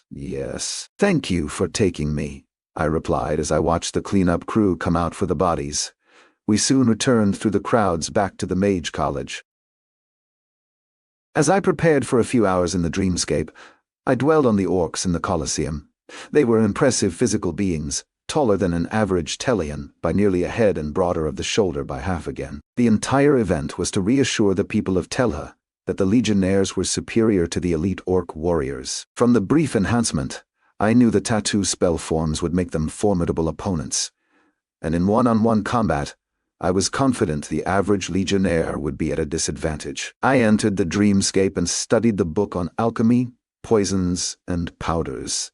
I was preparing for my attempt at the healing salve, and decided to work on creating myconid powder on my own. It was not difficult. You just needed to take chunks of the flesh of the myconids and store them in a sealed jar in a warm place. The material would rot overnight, producing the spores. You washed the spores with purified water, stirred the contents, and skimmed them off the surface as they were not water-soluble. Then, you carefully dried them in the sun before sealing them in a bottle. Of course, I could always order the myconid spores already prepared from the Imperial Alchemy College. As a chancellor, Xina appeared to have a large spending allowance that she didn't utilize. Still, I thought it best to practice purifying the spores myself. The text noted that there were also a few different species of the fungal men, and the spores had slightly varying properties. After finishing my evening study, I created the most fearsome orc from the Colosseum. He stood around 6'3", about 2 inches taller than me. His ripped torso heaved with deep breaths as his dark brown, intelligent eyes studied me. I could see Constantine in the corner of my eye, itching to try his mettle against this new opponent. I equipped the orc with the same broadsword and wooden shield from the arena before we started. His strikes were heavy but telegraphed. Maybe I had overestimated the orcs, or the dreamscape had not replicated them correctly. The combat looked more impressive from 100 feet away. I allowed the manifestation to mimic the speed and power enhancement I had observed briefly from the tattoos. Before I realized what had happened, the tendons on the back of my hand had been sliced, and I dropped my black blade and was forced to freeze the orc. I puzzled out what had happened. The orc had leveraged his blade for the opening, hadn't attempted a killing blow that I was prepared for, and had settled for just a disabling blow. The legionnaires they had fought in the stadium received several slashes across their armor. I healed and manifested my parade armor onto myself before continuing my practice. The fight tilted in my favor, with my only real disadvantage being my limited vision with the helmet. If I faced 2 opponents, tracking both would be a nightmare. I removed the faceplate, but it only slightly helped. I preferred my original open-face helm to this ceremonial armor one don. Discovering these things in the dreamscape was better than my first fight with the armor. My old helm had a wider facial opening, protecting only the cheeks and neck. I definitely needed more practice with the new helm and hoped Xina could convince the gladiator to train me. I could try to visit the Imperial Legion Hall training yards outside the armorers. I spent hours with the orc, refining his skill, speed, and power with just a thought. I even let the orc get accustomed to my air shield for a few rounds, removing the surprise advantage I had gained from it. The question was how accurately the orc's abilities were recreated based on my observations. I had created him from observing 4 orcs fighting for their lives, but perhaps the broadsword was not their favored weapon. Or maybe they hadn't gone all out, or were young and inexperienced. No, they were veterans, as they had a multitude of scars on their bodies. This orc was also larger and more dangerous than the orc slavers Maveith had created in the dreamscape who killed his sister. I exited the dreamscape, this time even more motivated for my physical training. I consumed a major earth essence and a major essence of constitution. The earth essences were still not agreeing with me, but I was motivated to consume all of them and finish imprinting the new spell form. I entered the common room to find a large crate. Apparently, Ignis had stopped by late last night and dropped off my weapons. I started going through the crate, seeing the round shield on top matching the parade armor, but still having Xina's Kraken crest. I tittered as it seemed Xina was keen on marking me as her property. The elven daggers and hand axes had been cleaned, sharpened, and given simple sheaths. I inspected each weapon, and had to agree the craftsmanship of the Silurian elves was far superior to anything in the Tellian Empire. The final weapon in the crate was a short sword in a scabbard that matched the armor. On drawing it, it was clearly a runic weapon, albeit not dungeon-forged. I frowned as it was slightly shorter than the Magebane blade. This meant the Magebane would not fit as I had planned in the sheath. Xina exited her room and looked at me, arching her brow, surprised. I realized she was ready to go to class, and I was not armored as I had gotten engrossed in inspecting the crate. 15 rushed minutes later, I was ready and descended the stairs with her. Xina seemed amused by my hasty dressing. I talked with Ignis last night when she dropped off the crate. I didn't realize it had been almost 5 years since our last conversation. I was surprised you didn't join us. We certainly were not quiet. I was using the amulet, I replied truthfully. Xina considered and nodded. Be careful not to fall into that counterfeit realm. Too many students at the Mage College who use the Dreamscape amulet end up preferring their time there over reality. I nodded, as I could easily see that happening. Ignis was impressed with the elven weapons. I didn't respond as I sensed Zaina was leading the conversation somewhere. We reached the classroom, and she probed, "You keep surprising me with the depths of your dimensional space capacity." She entered the classroom without waiting for a response. Was Zaina going to leave it at that or pry further? For the next 3 days she never mentioned my dimensional space again. I began to learn to hate standing watch for 3-hour blocks of time. But I got good at standing still. I found a use for the tower shield, bracing it on the floor to support my body weight. I could glean little more from the classes that I couldn't learn from the books in my dreamscape. I was also glad Zaina never used me for target practice in front of the class, as she had alluded to. In the afternoons, I practiced my alchemy skills. The healing salve I crafted flashed brightly when I catalyzed the ingredients with my ether. It meant it would have a good shelf life and a decent potency. It could only close wounds and slow bleeding. Repairing muscles, vessels, organs, or bones was beyond its scope. It would be helpful if my companions were injured, or if I bottomed out my ether, I could use it on myself. I placed a small vial of the paste under my cuirass to carry in case of emergencies. Based on my estimates, it should be viable for almost a month. I received 3 different types of rubbery myconid hide. The fungus men were prevalent in the endless dark. The spores were just as easy to gather as the text indicated. You just needed to carefully dry them in a space without wind, as they readily took to the air. The problem with a lot of the powders in the alchemy book was that you needed to be careful when deploying them so that you were not also infected. My earth affinity had passed 25, reaching 28, and I still had all 6 minor earth essences to consume. I had gained 9 points from the 6 major earth essences so far. I would receive another 3 to 4 points from the minor essences as I was getting diminishing returns.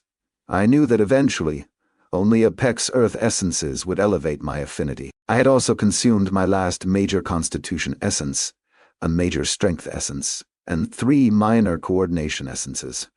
The rapid consumption of so many essences was wearing on my strained aether channels. I didn't think I could continue at this pace for long.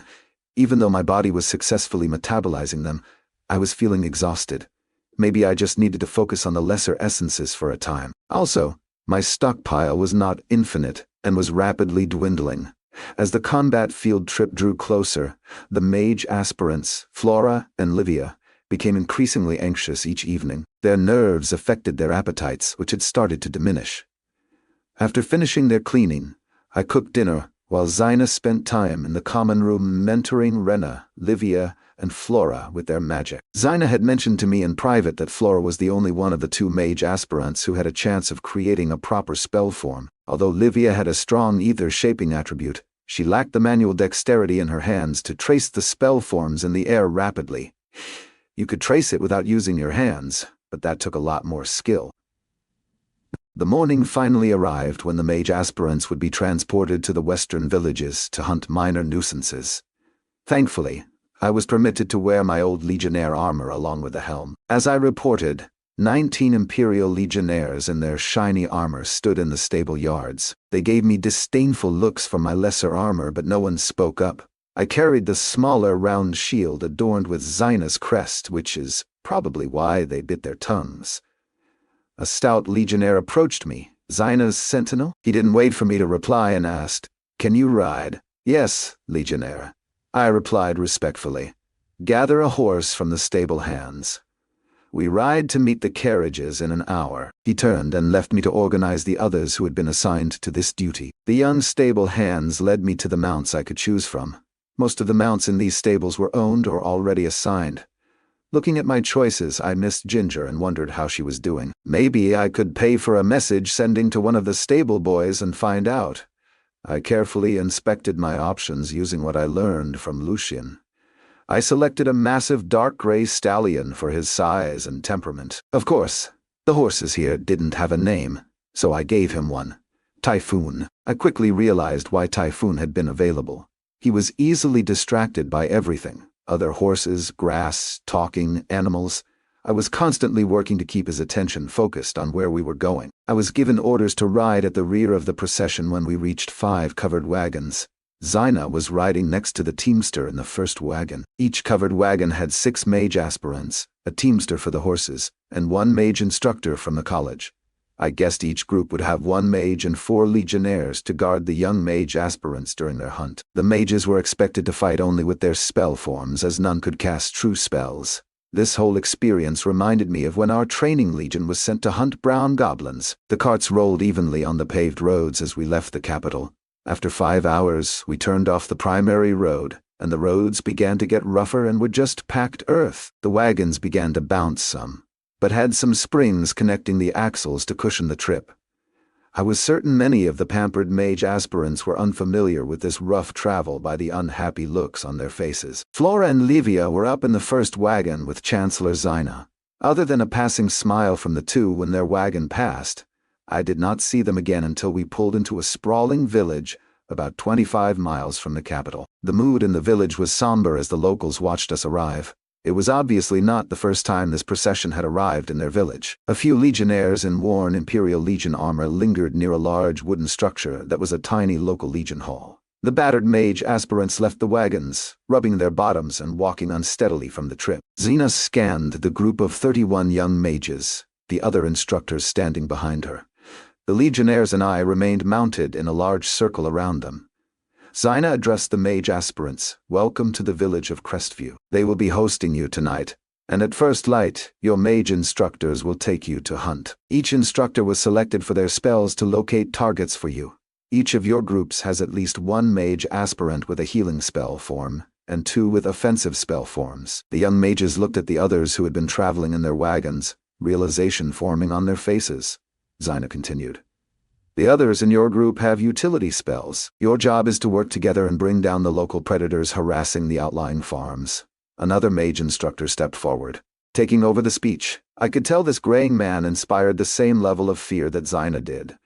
"Dinah did. You are going to be constantly evaluated from sunrise to sunset tomorrow. Those of you who show promise will be given additional instruction on how to cast true spells. For others," his tone became ominous, "this may mark the end of your time at the Mage College."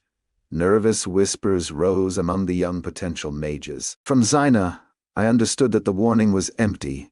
Each mage aspirant would be granted at least an entire year before facing expulsion from the college. By the end of that year, most of the expelled mage aspirants would have imprinted 2 or more spell forms onto their core. They would then either transition to another of the imperial colleges or enter service to the Empire. Anyone without noble blood would somehow find a way to serve the Empire. The instructors shuffled the mages into a large inn that was out of place for such a small town. I followed the mounted legionnaires to the stables behind the Legion Hall. I rubbed down my horse while the others left their mounts in the care of the stable boys. Typhoon had been easily distracted the entire ride, and I got snickers from the other 3 men who rode with me at the back. Still, earning the trust of your mount could be the difference between life and death. After rubbing down the gray, I fed him a large dungeon apple. I passed through the training yard where a few local legionnaires were practicing. After dropping my packs in the bunk room, I returned for some practice. I learned there were only 15 local legionnaires, and they were not part of a mage company. They just supported the local magistrate and ran messages to the capital. The small garrison was at half strength, as 14 of their number had been sent to reinforce Maka. I practiced with 4 but found no worthy opponents among the local legionnaires. Maybe my combat skills were advancing as well. I skipped the meal in the common room and returned to the bunk room. I was a bit sour when I noticed my saddlebags had been moved and most likely searched. I only had the standard Legion travel gear in them, but still, I wondered who among these men was spying on me. I ended up not staying in the bunk room, and instead spent paying for an evening in the inn's common room. All the rooms were packed with the mages but a large silver to the owner, and I was allowed to sleep in a tiny cook's room that was currently unoccupied. Only needing a few hours of rest meant I was wide awake shortly after midnight. I sat in the firelit common room reading my beginner alchemy book the rest of the night. Zyna was the first down the stairs, well before dawn, but only after the cook had started her work in the kitchens. The smells of baking bread and frying meat drifted from the back room as she worked, humming to herself. Zyna looked mildly surprised seeing me. Mage Judas set wards. "There is no need to guard the inn. Some legionnaires went through my travel packs," I said, closing the book, irritated. Zyna's eyes widened in mild surprise. "Anything missing? Anything missing?" "No. I said, making the book vanish. Zina sat across from me. The cook rushed out an early meal for her. I wouldn't worry about it. She dismissed my sour expression. I am certain anything of interest you have is secured. She attacked the greasy sausage and hard-boiled eggs. I waited until she finished her meal as the other mage instructors arrived for breakfast. Clearly, they intended to wait for the young aspiring mages and then scold them for being slow. What's the plan for today? Zina was sipping some fruity wine, whose sweetness I could smell across the table. My fellows scouted the surrounding farms last night. The only real danger was a large bear and its cubs, which moved south. My group will be hunting a large fox about 5 miles south. It has taken down a few sheep in the last few weeks and is preparing to give birth, as expected. The instructors berated the slow-arriving mage aspirants as they arrived. Should I saddle Typhoon? I asked Zina, who was carefully observing the interactions. No, you will be on foot with us. You can trust the other 3 legionnaires with us. There is no need for paranoia. This will be a simple walk in the woods, Zina said, standing as she gathered her small flock of young mages, including Flora and Livia. An hour later, I was walking next to Zina at the rear of our group. She had talked to each of the other legionnaires in our group. She calmly informed me, "The legionnaire who searched your pack is a cousin of first citizen Justin Cicero. I will not have him disciplined, but I am surprised at his boldness," I grumbled as it looked like I was not free of the first citizens. The mage aspirants at the front hunted small game as we proceeded, restraining squirrels with wind magic and killing birds with sprays of ice needles. It seemed a lot of needless death as the animals were not even harvested. Zina explained, "They are trying to match the kill count of the other groups. The group sent to the grain stores will have the opportunity to kill dozens of rats. There is some prestige to killing the most creatures." We reached the fox den, and Zina confirmed it was inside, allowing the mage aspirants to plan the attack. Of the 6 mages they had, one could thicken the air to slow down a target. One mage could see in the dark. Another mage could pull water from the air to form small ice needles, but the velocity was not impressive. Flora could grow entangling vines, and Livia could heal injuries. One mage could jump over 10 feet in the air, and another could stun on touch. The ice mage seemed to take the lead, and had the others prepare a trap for the poor fox. Flora grew vines in front of the den, and the jumping mage was going to serve as bait to lure it out. Watching their efforts when the fox did not cooperate and leave its den was a little comical. None of the 6 were brave enough to enter the den, with Zina frowning and us legionnaires watching at the edge of the clearing. The stunning mage was eventually goaded to enter the den. This caused Zina to go on alert and step forward, ready to rescue the mage if required. As he took tiny steps toward the entrance, the fox had had enough. It barreled out of the den, its jaws closing on the poor man's head. Now, I would admit the fox was not small, easily larger than the mage and over 100 pounds. It barreled into him, latching onto the mage's shoulder and neck with his long maw. In his panic, the mage forgot to stun the fox, and his companions tried to save him with a storm of icy needles. But they had little effect as the air mage had thickened the air around the fox to slow it, and that affected the ice needles as well. The ice needles harmlessly pelted the large fox, who was pinning the mage to the ground. Seeing it was surrounded, the fox released its grasp and bounded into the woods, its belly obviously swollen with a litter. The vines Flora had laid out only momentarily slowed the creature, snapping due to the fox's superior strength. A lance of fire from Zina struck the fox, burning a hole in its side and throwing it into a tree with a loud, crunching thud. Livia was already huddled over the injured mage, trying to heal the bite punctures. Zina was frowning as she approached the group. "That was a poor showing. You didn't communicate and panicked when the fox showed itself. I am disappointed." She turned away from the mages. None of these mages were sons or daughters of the nobility. They were all common-born, like Flora and Livia. Zina had been in the same position decades ago, and she expected more from them. I thought the fault was their instructors and not the young mages. The walk back to town was in silence. The mages were fed and got to hear of the success of the other groups as they slowly returned. One group killed 2 wolves. Another had slain 17 giant rats and 24 small rats. The third group managed to track the 2 green goblins down, but needed the legionnaires to chase them down in the woods. The last group located and killed a giant mole eating the roots of the trees in the orchard. Our group only had killed 3 harmless squirrels and a few birds minding their own business. We stayed another night in the town. I slept in the spare cook's room again, and in the morning, our procession returned to the capital. All the young mages had been bloodied, if you looked at it, and Zaina now had a clearer idea of which among them could become potential war mages. When I traveled to hunt gnolls with Rena and the true mages next week, I expected the danger level to be much higher. As I returned to the capital, I brought Typhoon back to the stables. I gave him a dungeon apple as a thank you for his service, but didn't rub him down, leaving that to the stable boys. If I had a choice for a steed in the future, I would choose a different horse. The dark gray horse was large and strong but had a child's attention span, which made me miss Ginger, my previous companion, even more. One of the legionnaires I traveled with fell in step with me on the way back to the mage college. I was surprised, as no one had talked to me during the entire trip. In fact, they had gone out of their way to ignore me. I haven't seen you in the training yard, yet you practiced with the local legionnaires in Crestview, he noted with suspicion in his tone. This legionnaire was not the one who had searched my pack, but I sensed an ulterior motive. I tempered my response as I had wanted to watch the swordsmen of the Imperial Legion practice. Chancellor Zaina has no maids or servants, so I am kept busy, I replied, mimicking annoyance. The legionnaire scoffed as if clean-in cooking duties were beneath a legionnaire.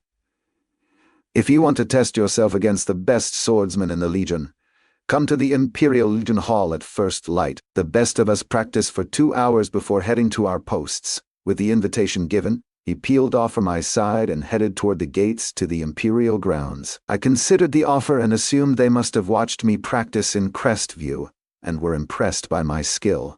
Or more likely, it was a trap, and they wanted to lure me there for other reasons, probably an attempt to embarrass me. Almost all of the Imperial Legionnaires, to my knowledge, were volunteers. Most of them were like Brutus, related to aristocracy, or their family was in service to one. As I climbed the steps, I started to think of the Imperial Legionnaires in a similar light to knights of medieval Europe, privileged children of the upper class. The conscripted legionnaires, like myself, were culled from the army due to their size and physical attributes, and sent to die on the front lines, but also to maintain the mystique of the Legion.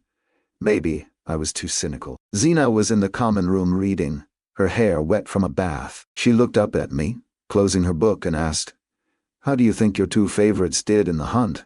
I considered my reply. They were not adequately prepared. They had no survival training, wilderness skills, combat experience, or time to work together with their team. None of them even carried a single weapon as a backup if their magic failed. They will be trained in such things if they are enrolled at the War College. The other groups of mage aspirants outperformed their group, but also, as you noted, had some experience. I finished evaluating what I witnessed in support of the 2 mage aspirants. Livia did immediately heal the injured mage, even with the danger of the giant fox nearby, and Flora was limited in what her plant growth spell form could do. Either way, I don't see either entering the War College without offensive spells. Zaina spoke heavily. As I told you, Livia is destined to be part of an expedition for Antonia. She needs to practice her healing spell forms and imprint Purify Water on her Aether core. Immediately interested, and in a protective tone, I inquired, "So, you know what the mission is?" She nodded reluctantly. "I learned before the game started in Antonia's box. You can't tell her or spread this information." She waited for me to nod, as I guessed there was some duplicity to this expedition. "It is a diplomatic mission to the Kingdom of Gisedmuria. The Empire needs allies, and Antonia plans to re-establish relations with the king." The parade of important-looking people who spoke with Zaina at the games now made sense. I recalled from the maps in my dreamscape that the Gisedmuria kingdom was directly east of the Kingdom of Bartaradia. If they joined us, then half the continent would be involved in the war for the ancient buried ruins. How likely are they to succeed? Zaina shrugged. After the First Legion secured the Telian Empire millennia ago, many of the Legion left to find their own glory. One married into the royal family in Muria. It has been over 500 years since either nation sent ambassadors, and I am not aware of why relations degraded back then. I am sure Antonia knows and has a plan. I scoffed as I assumed that plan had to do with their plot against the Emperor. I thought about asking to go on the expedition, but they had other plans for me. I could still help prepare her for the worst. Can I teach Livia how to defend herself? I was thinking about giving her a pair of the elven daggers Ignis had cleaned and sharpened and teaching her how to use them. Xina cocked her head in thought. You can teach all three in the evenings if I am unavailable to mentor them in spellcraft. I thought using the word mentor might be too strong a term. Xina did guide the three better than she did the students in her classes, but it was still closer to a trial by fire, with Xina showing impatience and expecting the young woman to understand and demonstrate. I asked Xina for permission to train with the Imperial Legion. I didn't want to attend if she objected. I was invited to train at the Imperial Legion Hall in the mornings. Xina frowned, extreme unhappiness on her face. You can go if you wish, but my allies among legionnaires told me they wish to embarrass you more than help you. I looked confused, so she added, You have a pretty auspicious posting as my sole personal guard. There is some envy and dissatisfaction among their number with how lightly you take the honor. Have I been doing something wrong? I asked innocently. Xina laughed musically. Have you ever heard the phrase, a legionnaire should be seen and not heard? You tend to talk with me in public, showing a familiarity that is frowned upon. I was a little shocked, as I had asked Xina questions while escorting and guarding her classrooms, but I didn't think it was inappropriate or disrespectful. Don't worry. They think your familiarity with me is because you are my lover. Xina smiled brightly at my discomfort. I confidently committed. I think I will go anyway. I am eager to engage the best the Imperial Legion has to offer. So be it. Count yourself lucky that you can heal yourself. She pulled a paper from the book. Your request for ingredients in my name for lesser healing potions has been marked. I received a letter asking if I was brewing. Her eyebrows cocked, showing doubt. I successfully created the healing paste and was trying to explore more difficult formulas, I explained. Well, since the request was in my name, I received this letter of apology from the procurement officer. The request was delayed 2 weeks because the Imperial alchemists are behind in supplying lesser potions to the war front. She folded the letter. You will not have time for advanced alchemy in the Hounds, and anyway, you can requisition lesser potions readily. The book I procured for you has useful powders. I suggest you focus on those recipes for your hobby. I didn't like being told what I could and couldn't practice with my alchemy, but Xina paid for the ingredients. Well, her allocation as a chancellor was paying for it. Also, the Poisons and Powders book was not true alchemy as it contained no recipes that required gem dust and ether to catalyze. I just nodded and retreated to my room. I unlocked my small room and checked to ensure nothing had been disturbed after my experience with the Legionnaires. The table reader was still covered, and the markers I placed were undisturbed. I doubted anyone would be brave enough to violate the sanctity of Xina's apartments, but I checked everything. The 2 artifacts from Traliern, the belt and robes, were still secured at the bottom of the worn pack in the corner, and appeared undisturbed, wrapped exactly as I had left them. The 2 artifacts were probably powerful tools for mages. I cleared the tablet reader and activated it to see my gains from the essences and training. It was modest for the nearly 2 weeks I had been in the tower.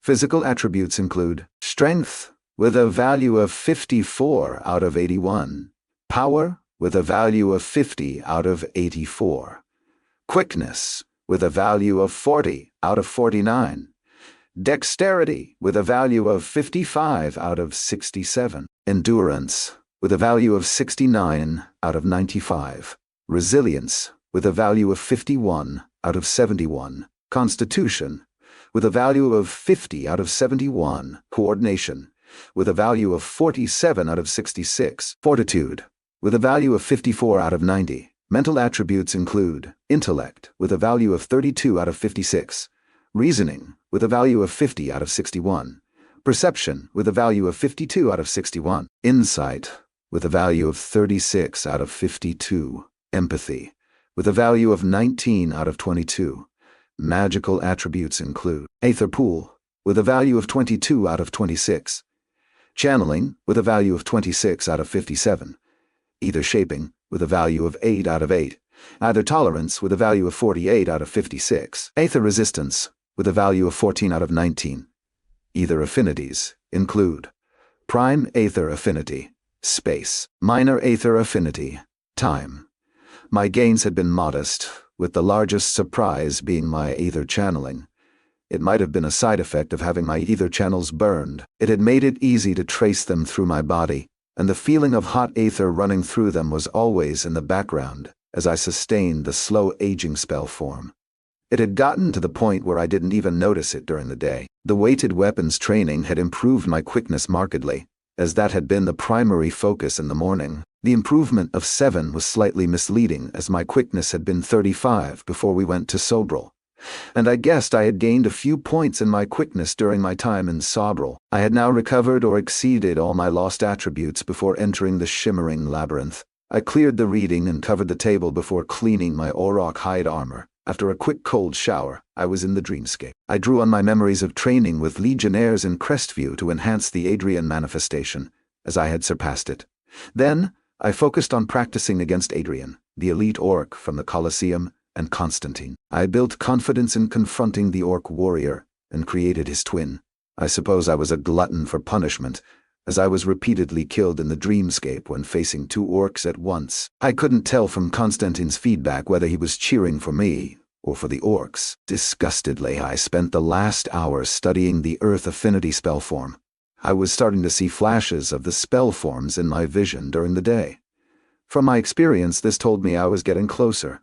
I was suited a few hours before sunrise. I wore the auroch hide armor with the black blade on my hip. Getting through the gates into the Imperial grounds took work, even though I told them I was headed to the training yard and armorer. I hoped to get Ignis to adjust this armor after I practiced Imperial Legion. I was sent with a pair of escorts, and when we arrived at the training yards behind the Legion Hall, more than 24 men were preparing in the grey pre-dawn. The legionnaire who invited me yesterday approached. "It is fine, Salas and Mikhail." He was invited. My 2 escorts left me in the care of the familiar legionnaire. He focused on me, not hiding his aversion to my armor. "We don't train in armor. The practice weapons are there, and shields there." He indicated a shed. Maybe it was Zaina's warning, but I detected some anticipation in his voice, and not the good kind. He never even offered his name before moving off. I selected a blunt blade to match the black blade in length and weight and a battered shield. I slowly removed my armor, observing the small groups engaged in quiet conversation. Most of the legionnaires present were middle-aged or graying. They emanated a strong sense of experience. They wore black pants paired with legionnaire boots and off-white tops. 3 bleary-eyed men in mage robes sat on a bench, enjoying breakfast. I assumed they were healers based on their demeanor. They did not appear to be here to watch, but rather to be available if needed. Everyone moved into the yard when the first hint of light broke the horizon. There were 9 large circles, and 9 men stepped into them. The remaining men seemed to sort out who was going where with practiced looks and nods. Then the show began. Attacks flashed in the circles, and it was hard to follow everyone at once. I took to following the 2 closest matches. A man with a well-trimmed grey beard was easily handling a younger legionnaire. The younger opponent got frustrated and overextended.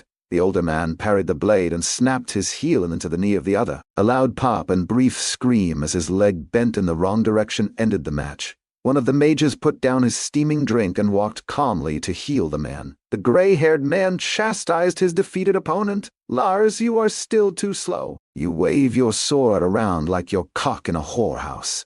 Damn, the man must be channeling Constantine. The younger legionnaire had been skilled. Probably a good match for me. As he left the circle, another man entered, and the schooling began again. After 15 minutes of watching, the legionnaire who invited me approached. He had been defeated 3 times and received healing once. "Are you going to watch all morning?" I didn't actually need to fight to get any benefit from this, but I replied, "Just trying to figure things out." He sighed, annoyed at my reluctance. "The 9 circles are the rankings. Going this way," he pointed and counted out each one. "To start the morning, the men who have earned a circle occupy it and then receive challengers. Sometimes a man might challenge up, but usually they receive challenges. You get hurt enough, and the mages will heal you. One of the men who had started in a circle left to rest. Come on, we can take the open ring. He marched confidently without waiting to see if I would follow. I did, and soon stood across from him. Usually when I practiced with Constantine, we went through simple strikes and blocks before testing each other. This legionnaire launched right into a combination tailored for a killing blow to the head. I think he was surprised when I ducked and scored a light strike on his shin as I moved to his exposed side. A holler came from someone getting treated by a healer.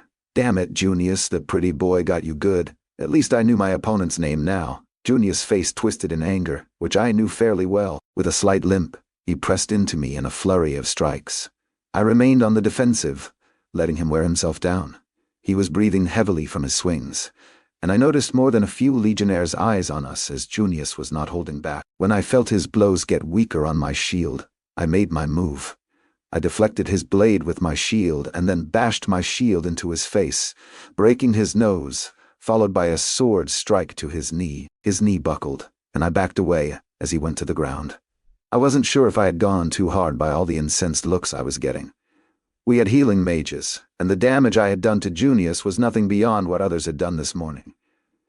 Yes, his broken nose was flowing freely, but at worst, he would have a minor concussion. Not all the faces were sour, though. An old man addressed the disoriented Junius. I think you need more practice before joining us again. You are prohibited from joining us for a week. The old man turned, looking among the men, and pointed his blade at a man. Gabin, you can teach the Chancellor's sentinel some swordplay. The graying man stepped back, and I assumed he was going to watch. Gabin was tall for a Tellian, almost 6 feet, and was younger than most others, probably in his late 20s. He had the same confidence as Junius as he stepped into my circle. He also didn't wait to start as he attacked. He was much too fast for someone his size, and I had to retreat and still took a bruising strike on my thigh when I deflected his blade. Normally, my leather skirt would have protected me. I used this to my advantage, healing the injury but maintaining my limp to draw him in.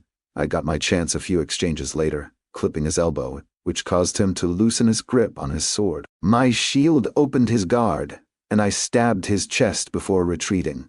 Without armor, a killing blow, the old man announced flatly.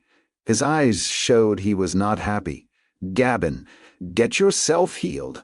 I will test the boy myself. I thought it best to introduce myself as this man seemed to be the one in charge. My name is actually Eric, he grunted, sucked his teeth, and spat, clearing his mouth. And I think a little bit of an insult. Primus legatus Scorpio, shit. Primus, like the Primus in charge of the entire Legion of the Lion. Then I couldn't help myself and said something stupid. Should I let you win then? I admit, it was not my smartest move, but I felt my treatment to date deserved a rebuke. If I lost, I could always claim I let him win. It was not the best logic, but it was too late now. His brown eyes flashed in the morning sun with amusement and anticipation. He was ready to have a good time at my expense.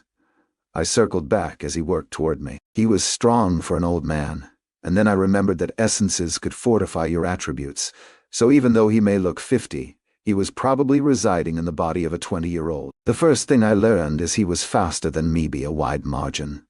I was struggling to parry and block his attacks, and I was grateful for my recently enhanced dexterity. Only heartbeats passed during the rapid exchanges, and I was clearly at a disadvantage, but he paused, stepping back himself. Grunting, he commented with a touch of respect. Not terrible. You are not giving me an opening, but you can't retreat forever in a battle. You have also given away too much of your tendencies. I now know all your weaknesses. I really did not like this old man. I considered surprising him with an air shield, but hesitated to reveal one of my spell forms. My hesitation cost me. In the following exchange, he got inside my guard, locked up my sword arm in his armpit, and headbutted me, breaking my nose. I could feel my facial faucet running, but I focused my healing on clearing my disoriented head. After he released my arm, I stepped back and was ready to go again. But he left the circle, which meant he claimed victory. Everyone had paused their training, and I think I earned some respect from the others. A few nodded at me before continuing with their practice anyway. I had bested 2 of them, and lasted almost a whole minute against their leader, the Primus. I ambled over and sat down on a granite bench and let my nose drain freely. I waved off the mage coming to heal me as an excuse to watch the rest of the morning. Junius and Gabin were not among the top 9, as neither had started in the circles at sunrise. Still, both were good fighters. When the armor-smith started to arrive for the day, I stood and followed Ignis in, carrying my auroch hide armor. "I was hoping you could make adjustments I never finished," she rebuked me. "I don't work with resin hide armor, Legionnaire. Go to the Eastern Legion Hall. They can help you there." I didn't want to tell her I couldn't wander the city alone, so I decided to convince her to help. I produced another book from the library. This one detailed flexible bracers.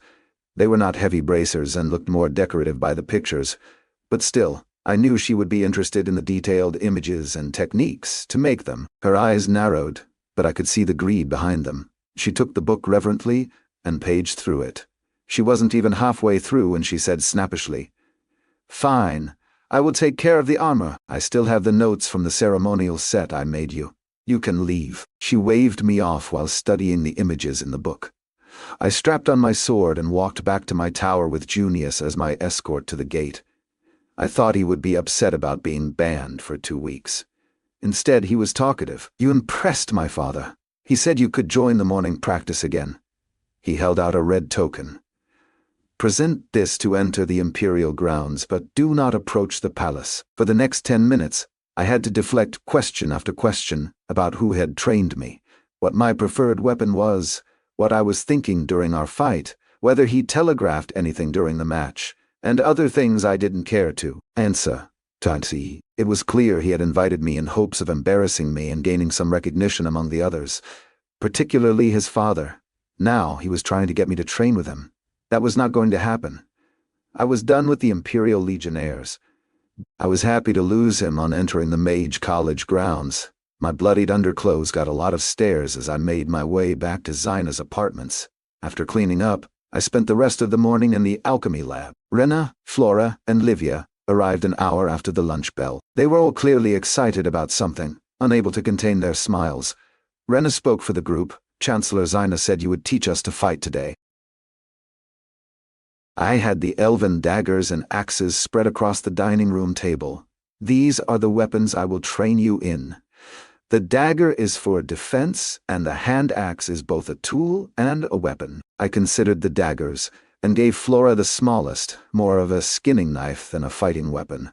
The blade was just 4 inches, curved, and easily concealed. Her arms were twig-like, and she lacked any real strength that I could discern when I had watched her clean.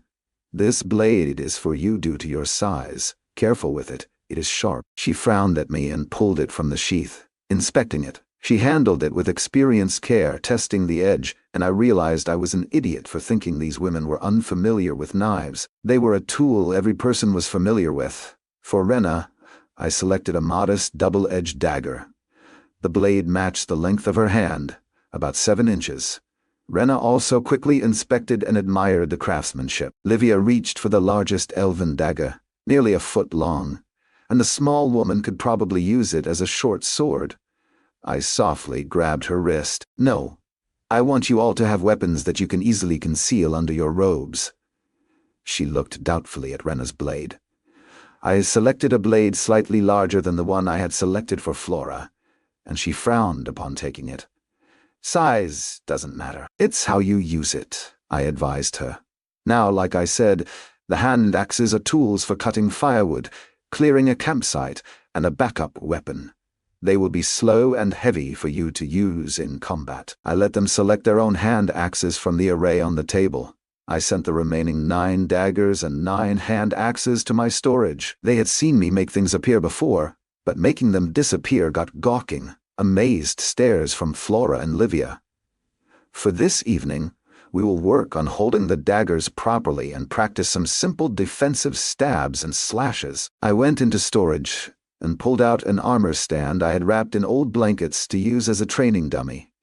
We spent the next half hour getting their grips right.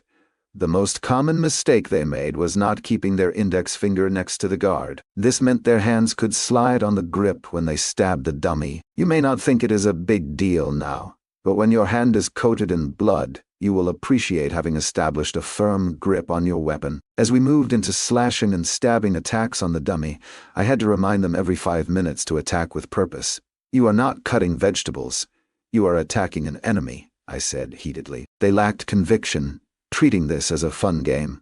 I decided to switch their target from the dummy to myself. They giggled as they made half-hearted efforts to stab me, which I easily blocked. I tried to be firmer with them, slapping their hands away harshly, but they still treated it as a game. I started to lose patience and thought about letting one of them stab me by mistake. I noticed Zaina in the doorway to her room, watching with slight amusement at my apparent futile efforts to get them to take this seriously. Zaina's face made me snap. I batted Rena's wrist aside, her blade went flying, and in a quick step I was behind her. I pinned her arm behind her back and swept her feet. She crashed hard into the floor, and I landed on top of her. I did my best not to hurt her, bracing my knees on her sides. "Attack me now, Rena," I said forcibly, my hips immobilizing hers. Flora and Livia were stunned by my sudden change. Rena was trying to catch her breath as I pressed her into the ground. "You can't attack me because your weapon is 10 feet away, and I have you immobilized. I could do anything to you, and you can't fight back. I want to teach you so this never happens." A burning heat started to form between us. I crushed Rena's hand to her back, causing her fire spell to fizzle. Zaina clapped loudly from the doorway. "Impressive, Rena," forming a spell with one hand. "Not an effective spell and is much too slow, but it's a huge jump in your skill. But I suggest you three take these lessons extremely seriously." She eyed Flora and Livia. "You two may never learn an offensive spell, and a blade may be the only thing between being captured, killed, or raped. And Rena, you may find yourself out of either when you need it most." I stood and let Rena stand. She rubbed her arm as I had wrenched it a little, but I did not feel guilty. Zaina had their attention, and her voice was hard. "Just because you have power doesn't mean you will not be taken advantage of. Do you think the little pranks your classmates do to you are malicious? What if a count sees you and fancies you? What if an enemy soldier captures you? What if you get drunk in a tavern and lose your faculties? They will take what they want from you without your permission." Her tone suggested Zaina might be speaking from experience, maybe not her own, but something she may have witnessed. "You need to be able to attack without hesitation. Always be prepared." Zaina had stepped closer to me, and I sensed her anger manifesting in her tone. Her hand flashed, and I managed to avoid a stab to my stomach, just taking a slash across my forearm. Her blade had slid across my gloves, not even marking them. Zaina was unapologetic as my blood dripped onto the stone floor. I let myself bleed and just stood and studied the young mages who were still in disbelief that Zaina had attacked me. I thought it was a good lesson, but I waited to heal the wound until after a sufficient pool of blood formed. Zaina left, and we continued with the lesson. This time, they were more focused. I started to go over the vulnerable veins on the human body that a dagger slash could be used to cripple an opponent. After nearly 2 hours, Rena asked, "Did you heal yourself?" "It wasn't that deep of a cut," I said, ignoring her question. She narrowed her eyes at me, so I pulled the healing salve from my pocket. "Healing salve," I said, handing her a small container of thick paste. "Keep it. I got more." She took it, suspicion still in her eyes. I pulled 2 more containers into my hand and gave one to each mage aspirant. "The viability is roughly a month. After that, its efficacy will fade over the next 2 months. After 3 months, it will be mostly useless." Flora was the first to respond, her voice full of respect and appreciation. "You brewed these, didn't you?" They had helped me procure the ingredients I was using, so I couldn't deny it, and I nodded. After they all secured the healing salve, the practice continued until the dinner bell rang, and Flora's stomach complained with a rumble, and she gave me a pitiful look.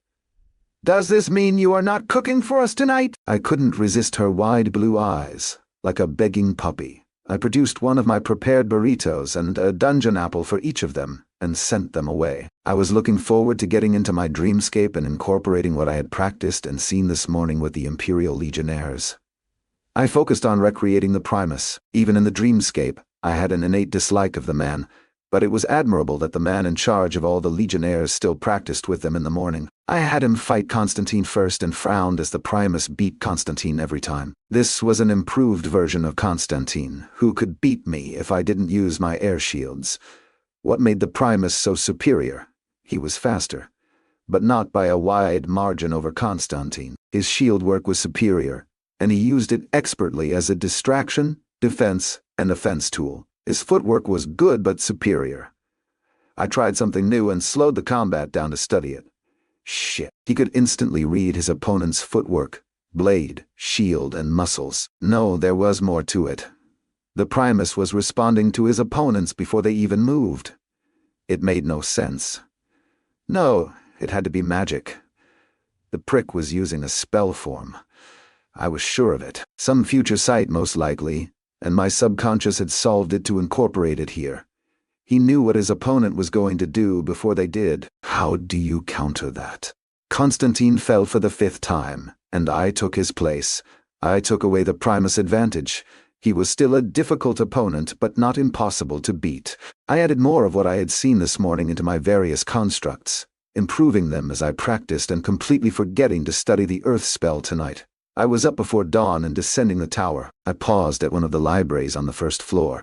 Only a single mage was inside, passed out at a desk, his face buried in a text as he drooled on the pages. I walked quietly to the shelves, reading the titles. This library was dedicated to recognizing and countering opponents' combat magics. The library was small, maybe 300 books in total. I still had hundreds of elven metal crafting books to add to my dreamscape library. But I would check out the other libraries in the tower. A gray-robed mage entered the library, giving me an odd look as I wore common clothes. Even with the token in hand, I was still escorted from the gate to the Legion training yard, and not allowed to wander the Imperial grounds unsupervised. I was disappointed that Primus was not here today. I wanted to test myself against him again. A legionnaire saw my disappointment.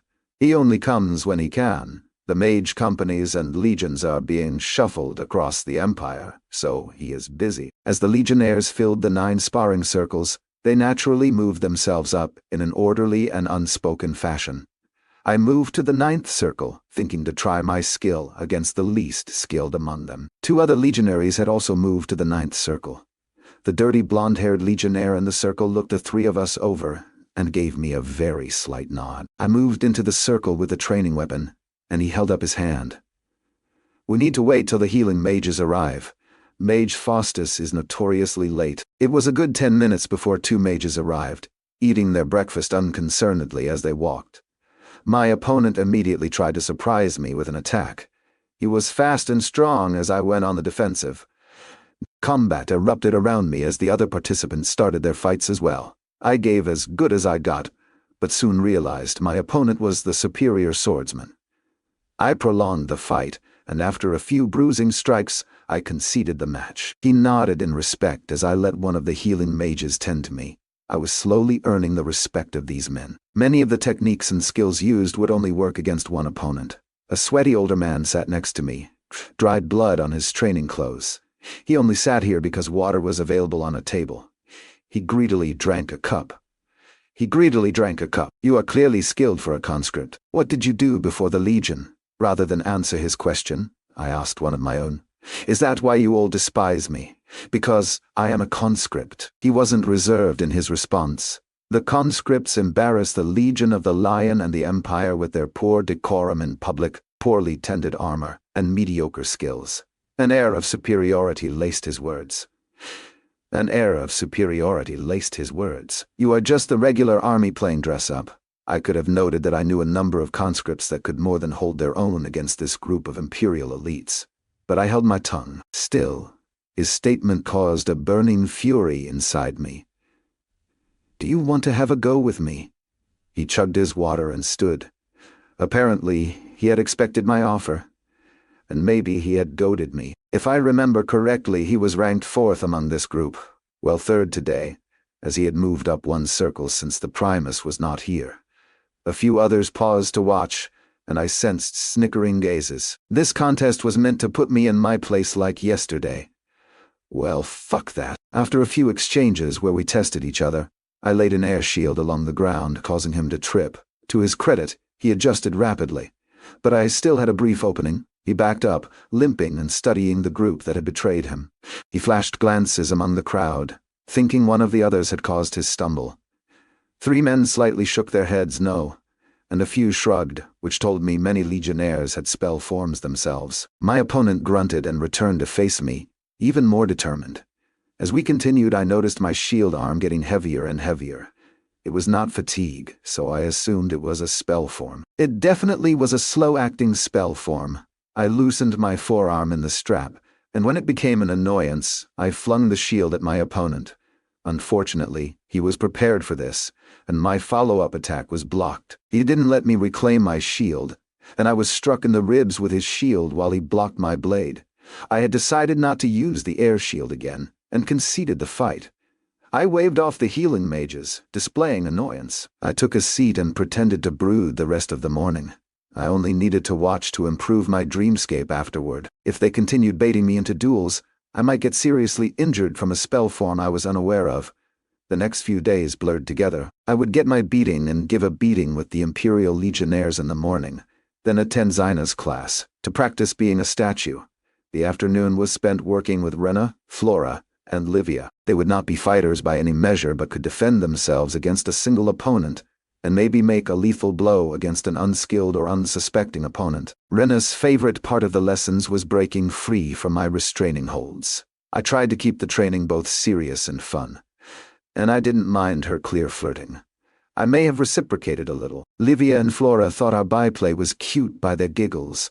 I spent my evenings cooking both in the kitchen and in the alchemy lab, keeping Xyna happy with dungeon feasts, and stocking my dimensional storage with hot meals. I even managed to make caramel bread for Xyna, recalling that she had wanted to try it when we hunted the hill giants. It was a regional dessert from Singa type of monkey bread with caramel baked in and drizzled over it, though it was a bit too sweet for me. Xyna, Rena, and the mage aspirants apparently had a sweet tooth, so I had to bake it repeatedly to satisfy them. For alchemy, I focused on stockpiling useful powders. I ordered the myconid powder rather than making it myself. I accidentally ordered a cube of blue myconid powder. The blue spores were the best for concealing your scent. My mistake was ordering a cube, not realizing how much that was. A rack contained 12 vials, each containing about 1 cup in volume. A square contained 12 racks, and a cube contained 12 squares, an entire crate. Apparently, my order had angered quite a few people, as that was almost the entire stock of blue myconid powder in the capital. Xyna thought my error was funny even though it had overdrawn on her chancellor's allowance for the month. She happily paid the overage just for the joy of annoying the Imperial alchemists. I focused on smoke pellets, blinding pellets, and sneezing pellets. These were some of the simpler powders to make, and were usually useless if exposed to humidity.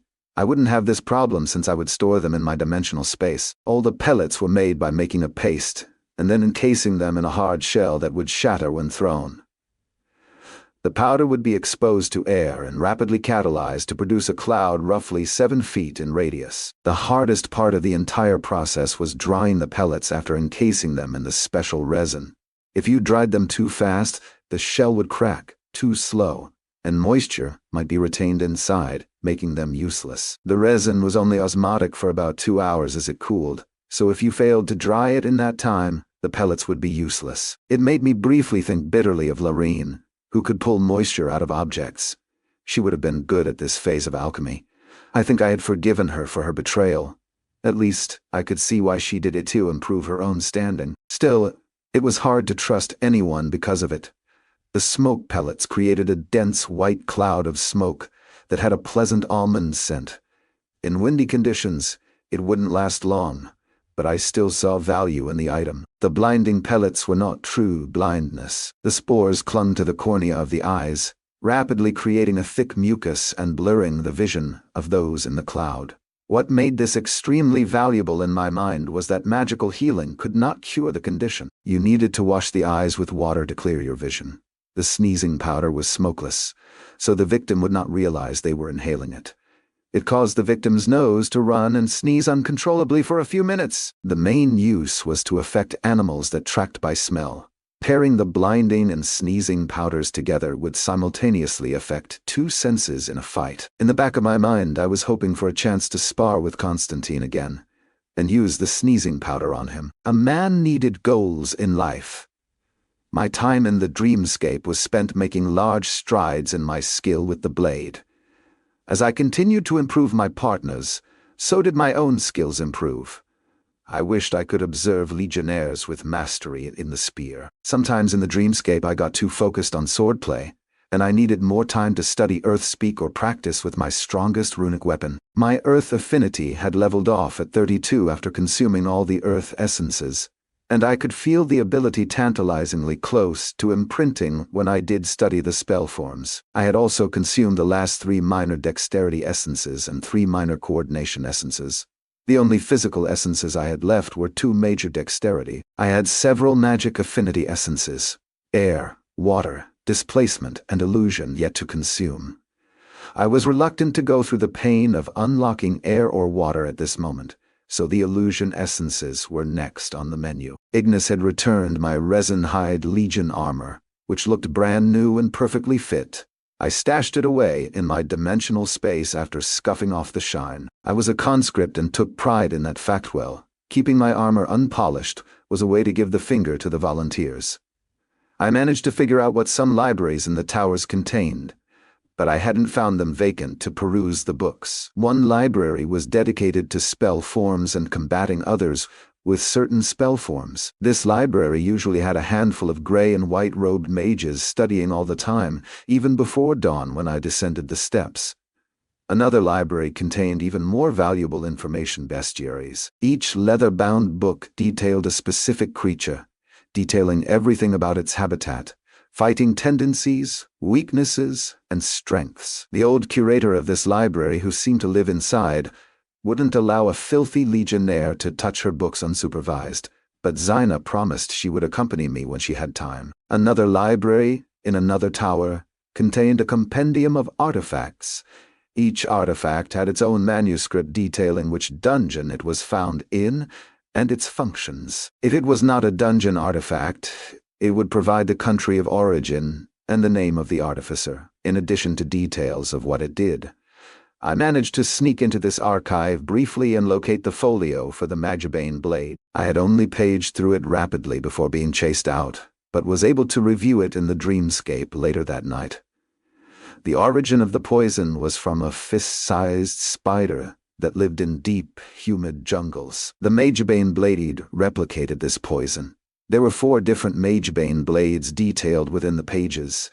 2 sketches looked eerily familiar to my own. The other 2 were inferior copies made by a master artificer in the faraway kingdom of Jessidmuria. The poison that a Magebane produced reacted with the ether in the body, making it extremely turbulent and impossible to control. A mage had no chance of writing out a spell form to cast a spell. With some practice and luck, a mage could still funnel either through a spell form, even while being under the influence of Magibane poison. The potency of the poison or quality of the artifact would determine how long the effect would last. I recalled during my battle with Treleon how difficult it had been to control my ether. I had just barely been able to access my dimensional space for a brief moment, and that had turned the battle in my favor. The text didn't indicate there were side effects from the poison, so maybe I could poison myself and train to use my imprinted spell forms while under its effect. As I woke in the morning, I was not headed to the Imperial Legion Hall today. This morning, the new mages were journeying across the river into the eastern forests to hunt gnolls. This was a rite of passage for mages in the War College and their induction into killing humanoids. As Zaina had promised, I was being assigned to guard Rena. Gnolls were not the only scourge in the woods, but tended to camp along the wide river, making them easy to find. Rather than dress in the parade armor, I suited up in my resin-hide armor. It was partly to irritate the Imperial Legionnaires, and because I found it much easier to fight in. As we gathered in the courtyard, I could see Rena standing away from the group in her gray robes. Although she was excluded from the small cliques of mages, she stood proud and confident. She even managed to smile in my direction before returning to a stoic demeanor. More and more legionnaires arrived, swelling our number to 27, outnumbering the new mages by 9. We were waiting on the Chancellor and mage instructors. We ended up waiting for almost 2 hours before 7 mage instructors arrived, along with Zyna. They were all dressed in standard mage commander gear with light armor. Zyna looked a little too serious today. I listened to her speech, which touched on procedures and safety. Then she read off a list pairing a legionnaire with each mage. I was not surprised when my name was announced with Rena's. After the pairings, we all walked to the docks where a large barge waited for us. Another 15 legionnaires and 2 more mages manned the craft. Massive prepared packs of gear were here for the legionnaires to carry. Fortunately, I already knew that after we traveled 30 miles downriver, we would be making camp a short distance from the river for the night before the hunt. 2 drakes also circled high above from the Dragon Legion, another layer of protection for the young mages. I settled on the barge's bow, ignored by both legionnaires and mages, and relaxed while I had the chance. I did my best to enjoy the barge ride on the river. One of the mage instructors kept the turbulent river flat and calm, in a radius surrounding the barge. The sails on the single mast were stowed, and the mage was moving the barge by manipulating the water, pulling it upriver at a decent speed. The magical assistance resulted in a steady whoosh of water on the bow, and a smooth glide of the barge. I didn't even realize the white noise from the rushing water had blocked out all the conversations around me and put me to sleep. The barge hitting the muddy banks jolted me awake. As I stood, my brief nap had garnered me disappointed stares from the other legionnaires. A passing young mage snickered. I can see why the Chancellor pawned off her sentinel to a common mage. I marked the eager young man in grey robes who stepped off first and stumbled when his foot got stuck in the banks, sinking a few inches. He didn't fall, instead being held up by an invisible force. Another grey-robed mage rushed to assist, and both had muddy boots and hems of their robes when they cleared the banks. I stretched from my nap, unconcerned by the activity around me, and picked up the massive pack of gear for Rena and me. The other legionnaire guards did likewise, some struggling with over 100 pounds worth of gear. I watched several legionnaires sink deeply into the mud on the banks and struggle to climb the worn path into the woods. Rena was on my hip, concerned. I can carry some of the weight. No need. I stepped confidently onto the muddy banks, walked to the path, and climbed to the woods. I was sure a number of legionnaires and mages were gawking. I couldn't resist and turned on top of the bank. Another legionnaire was knee-deep in mud as he tried to follow my path through the mud, thinking it was more solid. Of course, my air shields had expired before he had the chance to walk in my wake. "Rena, are you coming?"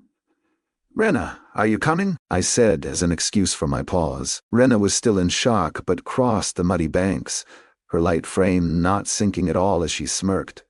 She was using her flight spell form, but it appeared she was just walking across the mud. I caught Zyna smiling from the boat with the other mages looking on amused, and a few of the legionnaires had not even made an effort to cross the muddy shore. Zyna stepped to the railings, and a wave of visible heat emanating from her caused the mud to steam and cook rapidly. Cracks formed in the rapidly drying mud, but Zyna confidently walked across the dried and hardened ground and up the banks to stand next to me. We watched as the mage instructors and experienced legionnaires who had waited for Zyna to create a path lined up to cross.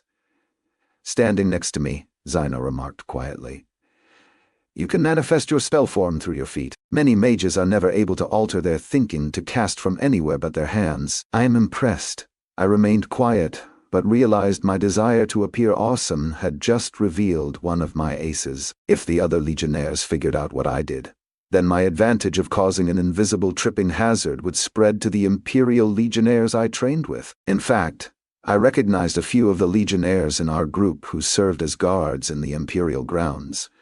Rena was smiling after climbing the steep bank when she joined us, dismayed that the hem of her robes had gotten slightly muddy. I ushered her away from the scene below, and we walked together into the woods. It was just over 100 yards to the encampment, and we were the first to arrive. A square fortification stood in a large clearing, characterized by 10-foot stone walls and a small 20-foot tower. It matched Zyna's description, so I wasn't surprised.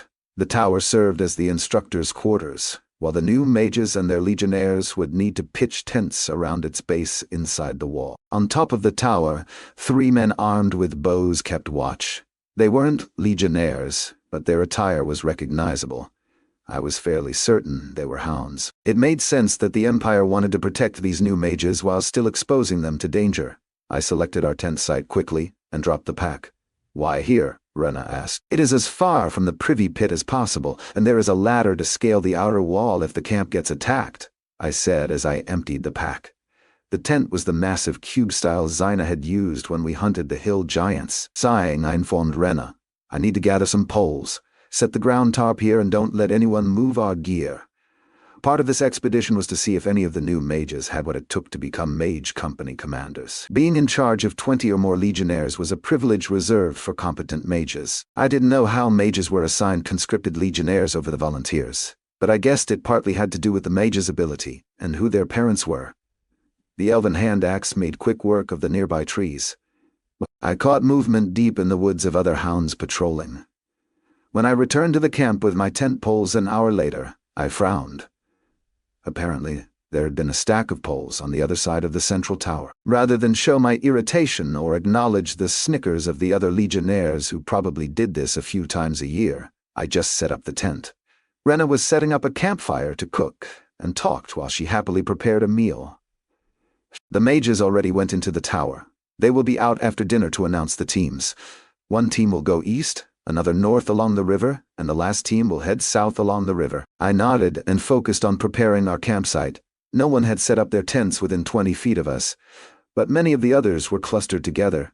Some of the other legionnaires worked in pairs, but it was clear I would be on my own. Rena used the rations in the pack to cook a hearty stew of rice, onions, and beef.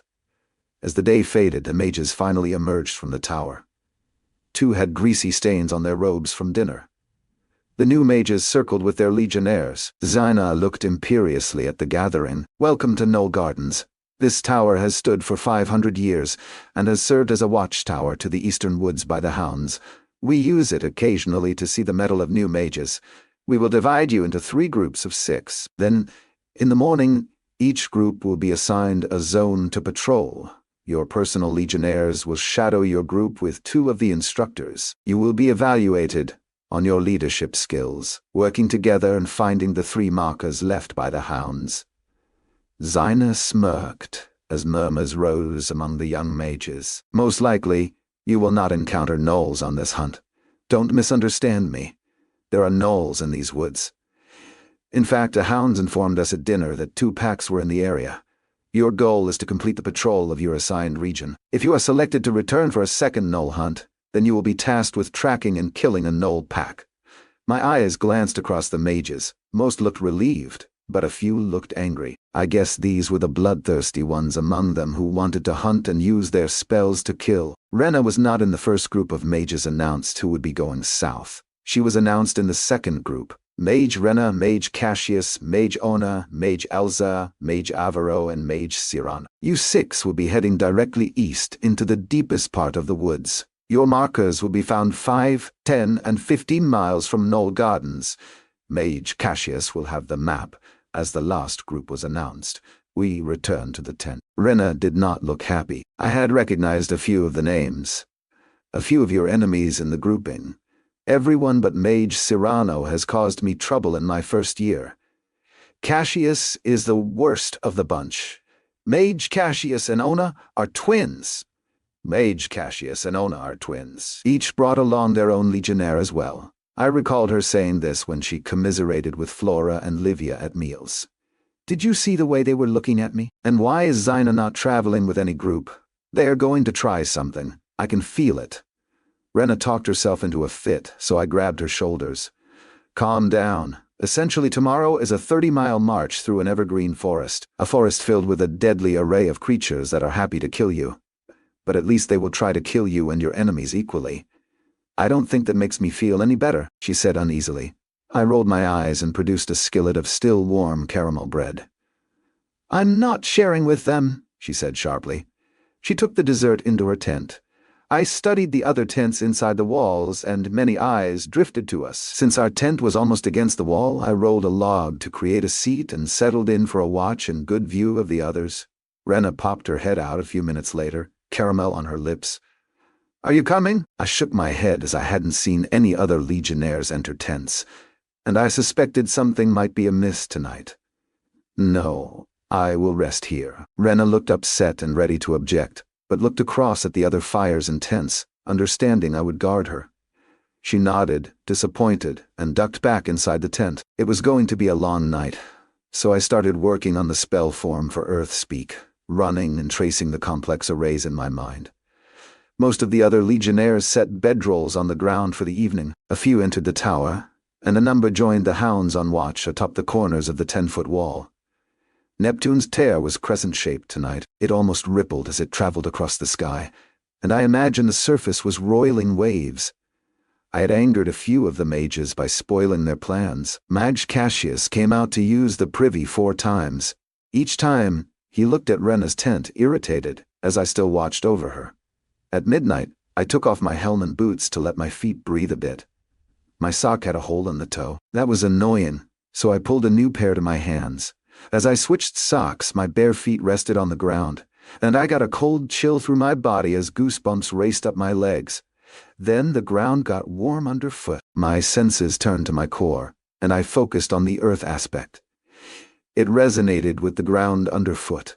I tried to send my senses from my feet into the ground, but it was difficult to extend them past my body. I switched to focusing on the spell forms to create a medium to assist. Finally, it clicked after hours of focus, the familiar feeling of the spell form inscribing on my core. I was shocked that the sky was gray, as I was unaware of time passing in my efforts. I explored my ether core and the new spell form, pushing ether through and testing its abilities. A disorienting image returned in the back of my mind. It was a spherical third-person view extending out a few yards from me. The flash of the image faded quickly. In my next attempt, I was able to hold the image and explore it. The sphere of awareness extended up the wall and deep into the ground. A large mole burrowed a few feet down, drawing my attention. I exhaled, letting go of the image. My third attempt was even more successful as I filtered out anything that was not alive. Hundreds of insects were buried in the soil in hibernation for the coming winter. 2 snakes were in small burrows just outside the walls. The mole was moving slowly through the earth, likely looking for dinner. A hound walked the length of the wall above me, frozen in time. By my 9th use of the spell form, I had a decent mastery of it. The largest issue I had was my flesh needed to be in contact with the earth to use it. The spell form worked by sending out a pulse of earth ether from where I contacted the ground, returning an image of everything in range. I could sustain the pulse, investing more ether, or examine the initial feedback as a static image. It reminded me of a bat's echolocation. I estimated the range of the ability was about 25 feet, a good distance that could be improved if I raised my earth affinity higher than its current 32. It was going to take some more practice to get comfortable with the ability. I needed to find a way to make it useful in combat as it stood right now. I couldn't divide my attention between the real world and the feedback from the spell form. All my testing had mostly depleted my ether, so I produced the summoner's ring and stealthily put it on under my gloves. It was the first time I had worn it, and I didn't feel any different. The ring was supposed to improve my ether channeling, doubling its effectiveness. I tried to channel a wisp of ether into it, and gasped, holding back a surprised yelp. My ether channels flared in enhanced pain as the ring enhanced the flow of ether into my body. The ring's effects magnified the unpleasant ether burn I had. It was not horrendous, but it would take some getting accustomed to again. The enhanced pain might also help train my ether tolerance further. I was reluctant to wear the ring in the presence of the true mages for fear they might have a means of detecting it. I assumed even Zaina would lust after such an artifact. Noise and smoke from the central tower told me the mages were preparing breakfast. I put my boots on and stood, stretching the stiffness from sitting for so long. I stirred the coals in the fire and added some wood to prepare breakfast for Rena, as I was not feeling an appetite. When the tower's reinforced door opened an hour later, I stored the ring. My aether half recovered. It was only a hound, but I roused Rena. Rena came out blurry-eyed to sit by the fire as I made skillet biscuits and fried bacon and eggs for her. As she ate, she said, "Thank you for guarding my tent all night. I woke a few times but always felt safe knowing you were there." I nodded and didn't tell her enemies had scouted her multiple times during the night. There was no need to stir her anxiety. I sipped on some earthy, strong, hot tea. as the rest of the camp stirred. The door opened when the sun illuminated the tower, and the mage instructors exited with serious expressions. I noted the 2 mages who had grease stains last night on their robes were now clean. Zaina surveyed the camp, clearly unhappy. "Why are you all still here? Why have your group leaders not led you out?" Shocked silence as everyone froze. Like myself, everyone thought we were waiting for the mages to exit their tower. Mage Cassius was the first to bark orders. "I told my group to be ready at first light. Move out!" His command voice was both annoying and shrill. A hive of activity occurred in the next 5 minutes as each leader tried to get their team out of the fortification first. Mage Cassius and his twin sister Ona led the other 4 mages out of the gates. Rena trailed a few steps behind, and 5 legionnaires and I behind her. The 2 mage instructors accompanying us were an old woman with stark white hair and a frail-looking mage with disinterest on his face. Both looked like they would need help keeping up with the young mages. The instructors each had a pair of legionnaire guards settle in behind them as we left the clearing and entered the woodlands. This was going to be interesting, and I started to think up a riddle. 10 legionnaires, 2 experienced mages, and 6 young mages enter the woods. Who comes out alive? Maveith plucked the feathers from the 2 fat pheasants he had taken for the company pot. Matteo passed by and patted him on the shoulder appreciatively. "Nice birds, Maveith. Checkers after dinner?" Maveith grunted. "Sure." The men in the company treated him like he was one of their own.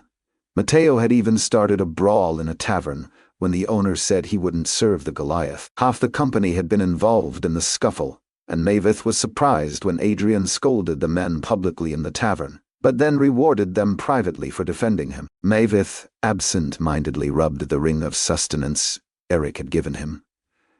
The thing was just as much of a curse as a blessing. He didn't mind only needing a few hours of sleep every night. That was a blessing. The curse was his massively decreased appetite. Maveith liked to eat, and now he barely needed anything at meals to feel full. The mage commander, Castile, had figured out what the ring was after a few days, and Maveith had almost hoped she would ask for the ring. Even when Maveith admitted that Eric had given it to him, she never asked for it. She just looked mildly surprised. The birds were plucked, and Lurkin came to collect them with a grateful nod. The company meals were always copious as the company seemed to try to make up for their time starving in Kaelora. "I will simmer them for soup in the morning. Do you want any choice cuts?" Maveith shook his head but appreciated the offer. Maveith only kept the livers for himself. He would mash them into a paste, mix them with flour and fry small patties with them. It would be his entire dinner, fueling him for half a day. Brutus walked by, not saying a word. No matter how many times he apologized, Brutus was still angry with Maveith for getting separated upon entering the simmering labyrinth. He was also angry with Eric for taking back the runic blade and voiced it frequently among the others. The problem was the other 12 legionaries in the company all liked Eric, so Brutus was isolating himself further, making himself more miserable. Colm and others had tried to cheer up Brutus a few times, but the man didn't want the pitior, so he said. He heard rumors Castile would have him transferred, but the company only had 13 legionnaires and would not receive a replacement. As he prepped his small meal, Constantine came and sat across from him. "I will need you tomorrow to sweep our trail." Maveith looked at the grizzled veteran. He thought the graying man missed Eric too, but half the time, Constantine spoke of Eric with disparaging comments and the other times with fondness. "I thought you were training Benito to sweep the trail?" Constantine grunted. After a week he still can't tell the difference between bear and human shit, even if he was the one who squatted and made the mess a few minutes ago. Maveith rolled his eyes, a habit he got from Eric. He heard Benito was slow at learning, but Constantine also lacked patience. When Constantine showed you how to do something, he expected you to understand without being told again. He reasoned that if you forget something at a critical time, it could get you or a companion killed. "I will do it. Are we going to hunt tonight?" Maveith asked hopefully. When Constantine realized Maveith didn't need much sleep, he dragged him on hunts for large game early in the morning. The meat was not for the company, but for the next village where they would test the youth. Although people this far west were not starving, the price of food had almost doubled, and winter was starting. "I didn't see elk tracks today," Constantine said, but seeing Maveith frown added, "But maybe we can find a buck or a doe. Maveith nodded, and Constantine left. After his minimalist dinner, he played checkers with Matteo and Wiley before settling down on his bedroll. A passing, cold, misty rain caused several legionnaires to curse in the middle of the night, as they hadn't set up their tents because the skies had been clear. Maveith found the cold mist refreshing as his other ring shielded him from feeling the cold another hard-won gift from the labyrinth. Eric had almost been killed by the blizzard lizard that had rewarded it. Constantine approached a few hours after the camp had settled. Maveith sat up, Constantine shaking his head in annoyance. Maveith thought the veteran was annoyed with him since Maveith needed less sleep than him. Constantine did take perverse pleasure in waking others from a deep sleep. Maveith's bow was in hand as he moved from the camp silently, letting the others sleep. The hunt went well. They had settled near a noisy stream a mile from the camp, and a small buck and large doe had come to drink in the moonlight. Constantine took watch at elevation, while Maveith used his runic skinning knife, prepping both kills to be transported back to camp. Maveith hoisted both animals easily and returned to camp with Constantine following. It was early winter, and most predators would have moved south, or would be in hibernation. Even though it was well before sunrise, the company roused and helped cut and salt the 2 kills. The magistrate erupted from his tent, cursing again at the early morning noise. Adrian turned away from the ranting man to hide his smirk. Maveith had to admit he didn't like the white-robed magistrate either. He complained about everything, and never helped when they camped between towns. Maveith was certain that Castile left a town later than required to ensure the company had to camp that night in the woods just to anger him. The men didn't mind as most of these small towns had no legion hall. Firth had whispered that Magistrate Rufo was being punished for stealing from a count, but the count hadn't been able to prove it. The odd thing about the story was that the count was the magistrate's brother. Maveith couldn't understand why family would steal from each other. The count got the magistrate assigned to supervise the tablet reading. As the camp stirred, Lurkin heated the soup he had made last night, and everyone slowly got ready for the march. Dante tended the only horse in the camp. It was the magistrate's personal horse, as war horses could not be spared for the entire company with the war in the east. As the company returned to the road, Maveith lingered in the camp. He looked east and wondered how Raelia was doing. He hoped she had made it back to her people and appreciated the gift of the griffin egg. He thought Eric and Raelia might actually be good together if they had more time. He stared for a long time, and the wintering birds had gotten louder, meaning the company was a distance ahead. Maveith released a long sigh and settled into following them. His job was to make sure no one was following the company. Castile and Adrian were worried the company was a prime target, as most of the men now carried runic weapons. They were also traveling toward Duke Octavian's lands, an enemy of Castile. So far, after testing in 6 villages, nothing had happened. The morning walk was boring as Maveith moved alongside the road. 3 farmers with laden carts headed east to sell their harvests for a substantial profit. Maveith took a moment to warn them about Baron Bonavita. That baron was seizing independent farmers' carts, paying last year's prices, and then selling the harvests for massive profits. There had been no need to warn them as Castile had done it herself, but they appreciated the news anyway, giving him a large potato. Constantine was sitting on a rock outside of town, oiling his blades. He looked up as Maveith approached. "Nothing today," Maveith's deep voice intoned. Then he asked a question. "Are you having me sweep because you don't want me to enter the town with the company?" Constantine arched an eyebrow.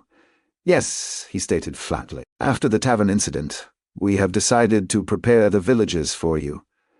Maveith nodded in understanding.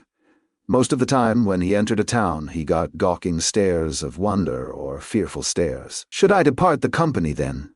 Maveith asked as Constantine settled beside him to walk the last half-mile. Farmers in the outlying fields paused to watch them pass.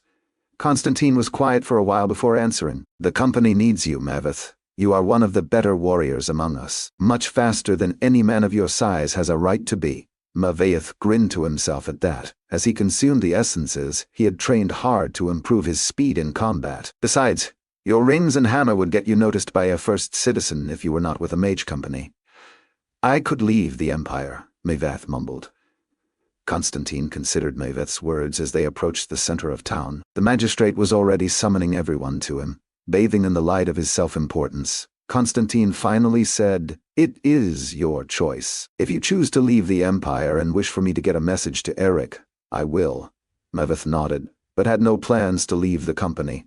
Mateo, Lurkin, and Calm were dispersing the venison to happy women. This town only had about 200 people if you included the surrounding farms. Magistrate Rufo felt like he had enough of a crowd to start.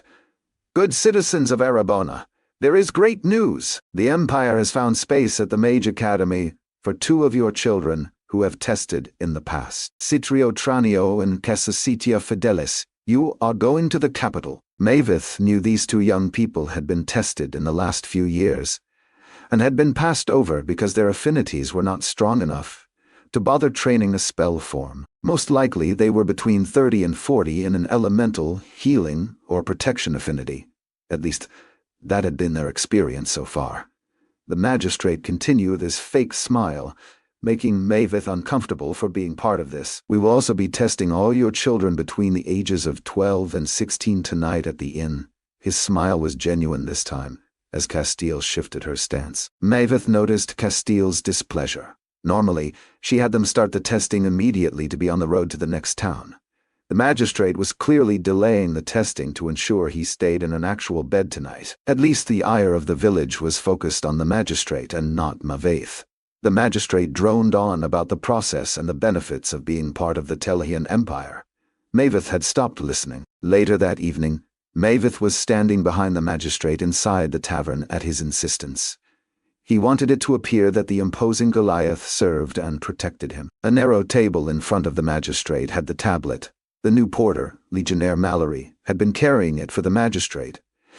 It was all he could fit inside his small dimensional space. The fidgety Mallory did not fit well into the company, as he was constantly compared to Eric. His subpar spear skills, smaller dimensional space, and inability to stay awake on watch all led to others in the company teasing him. Maveith had tried talking to him and getting him to play checkers, but Mallory was either afraid of Goliaths or didn't like them. The only good thing about standing behind the magistrate was that Maveith would get to see all of the testing results from the affinity tablet.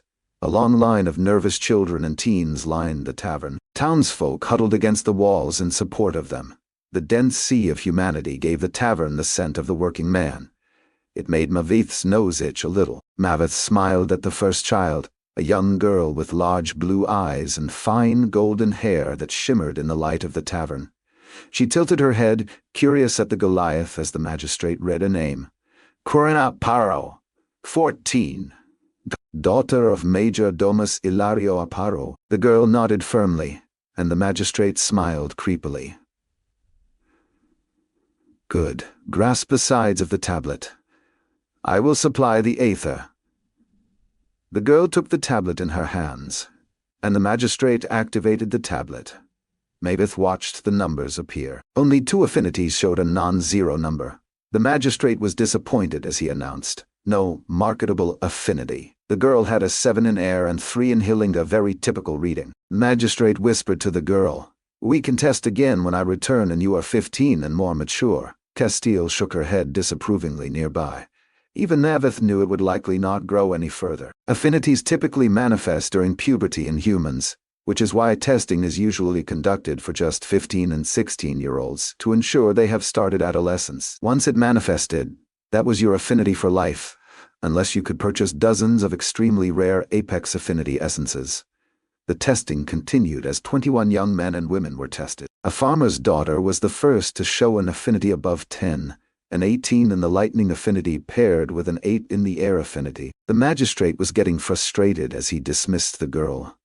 2 others, a large young man and his younger brother, showed an affinity of 12 and 10, respectively, for the spirit affinity.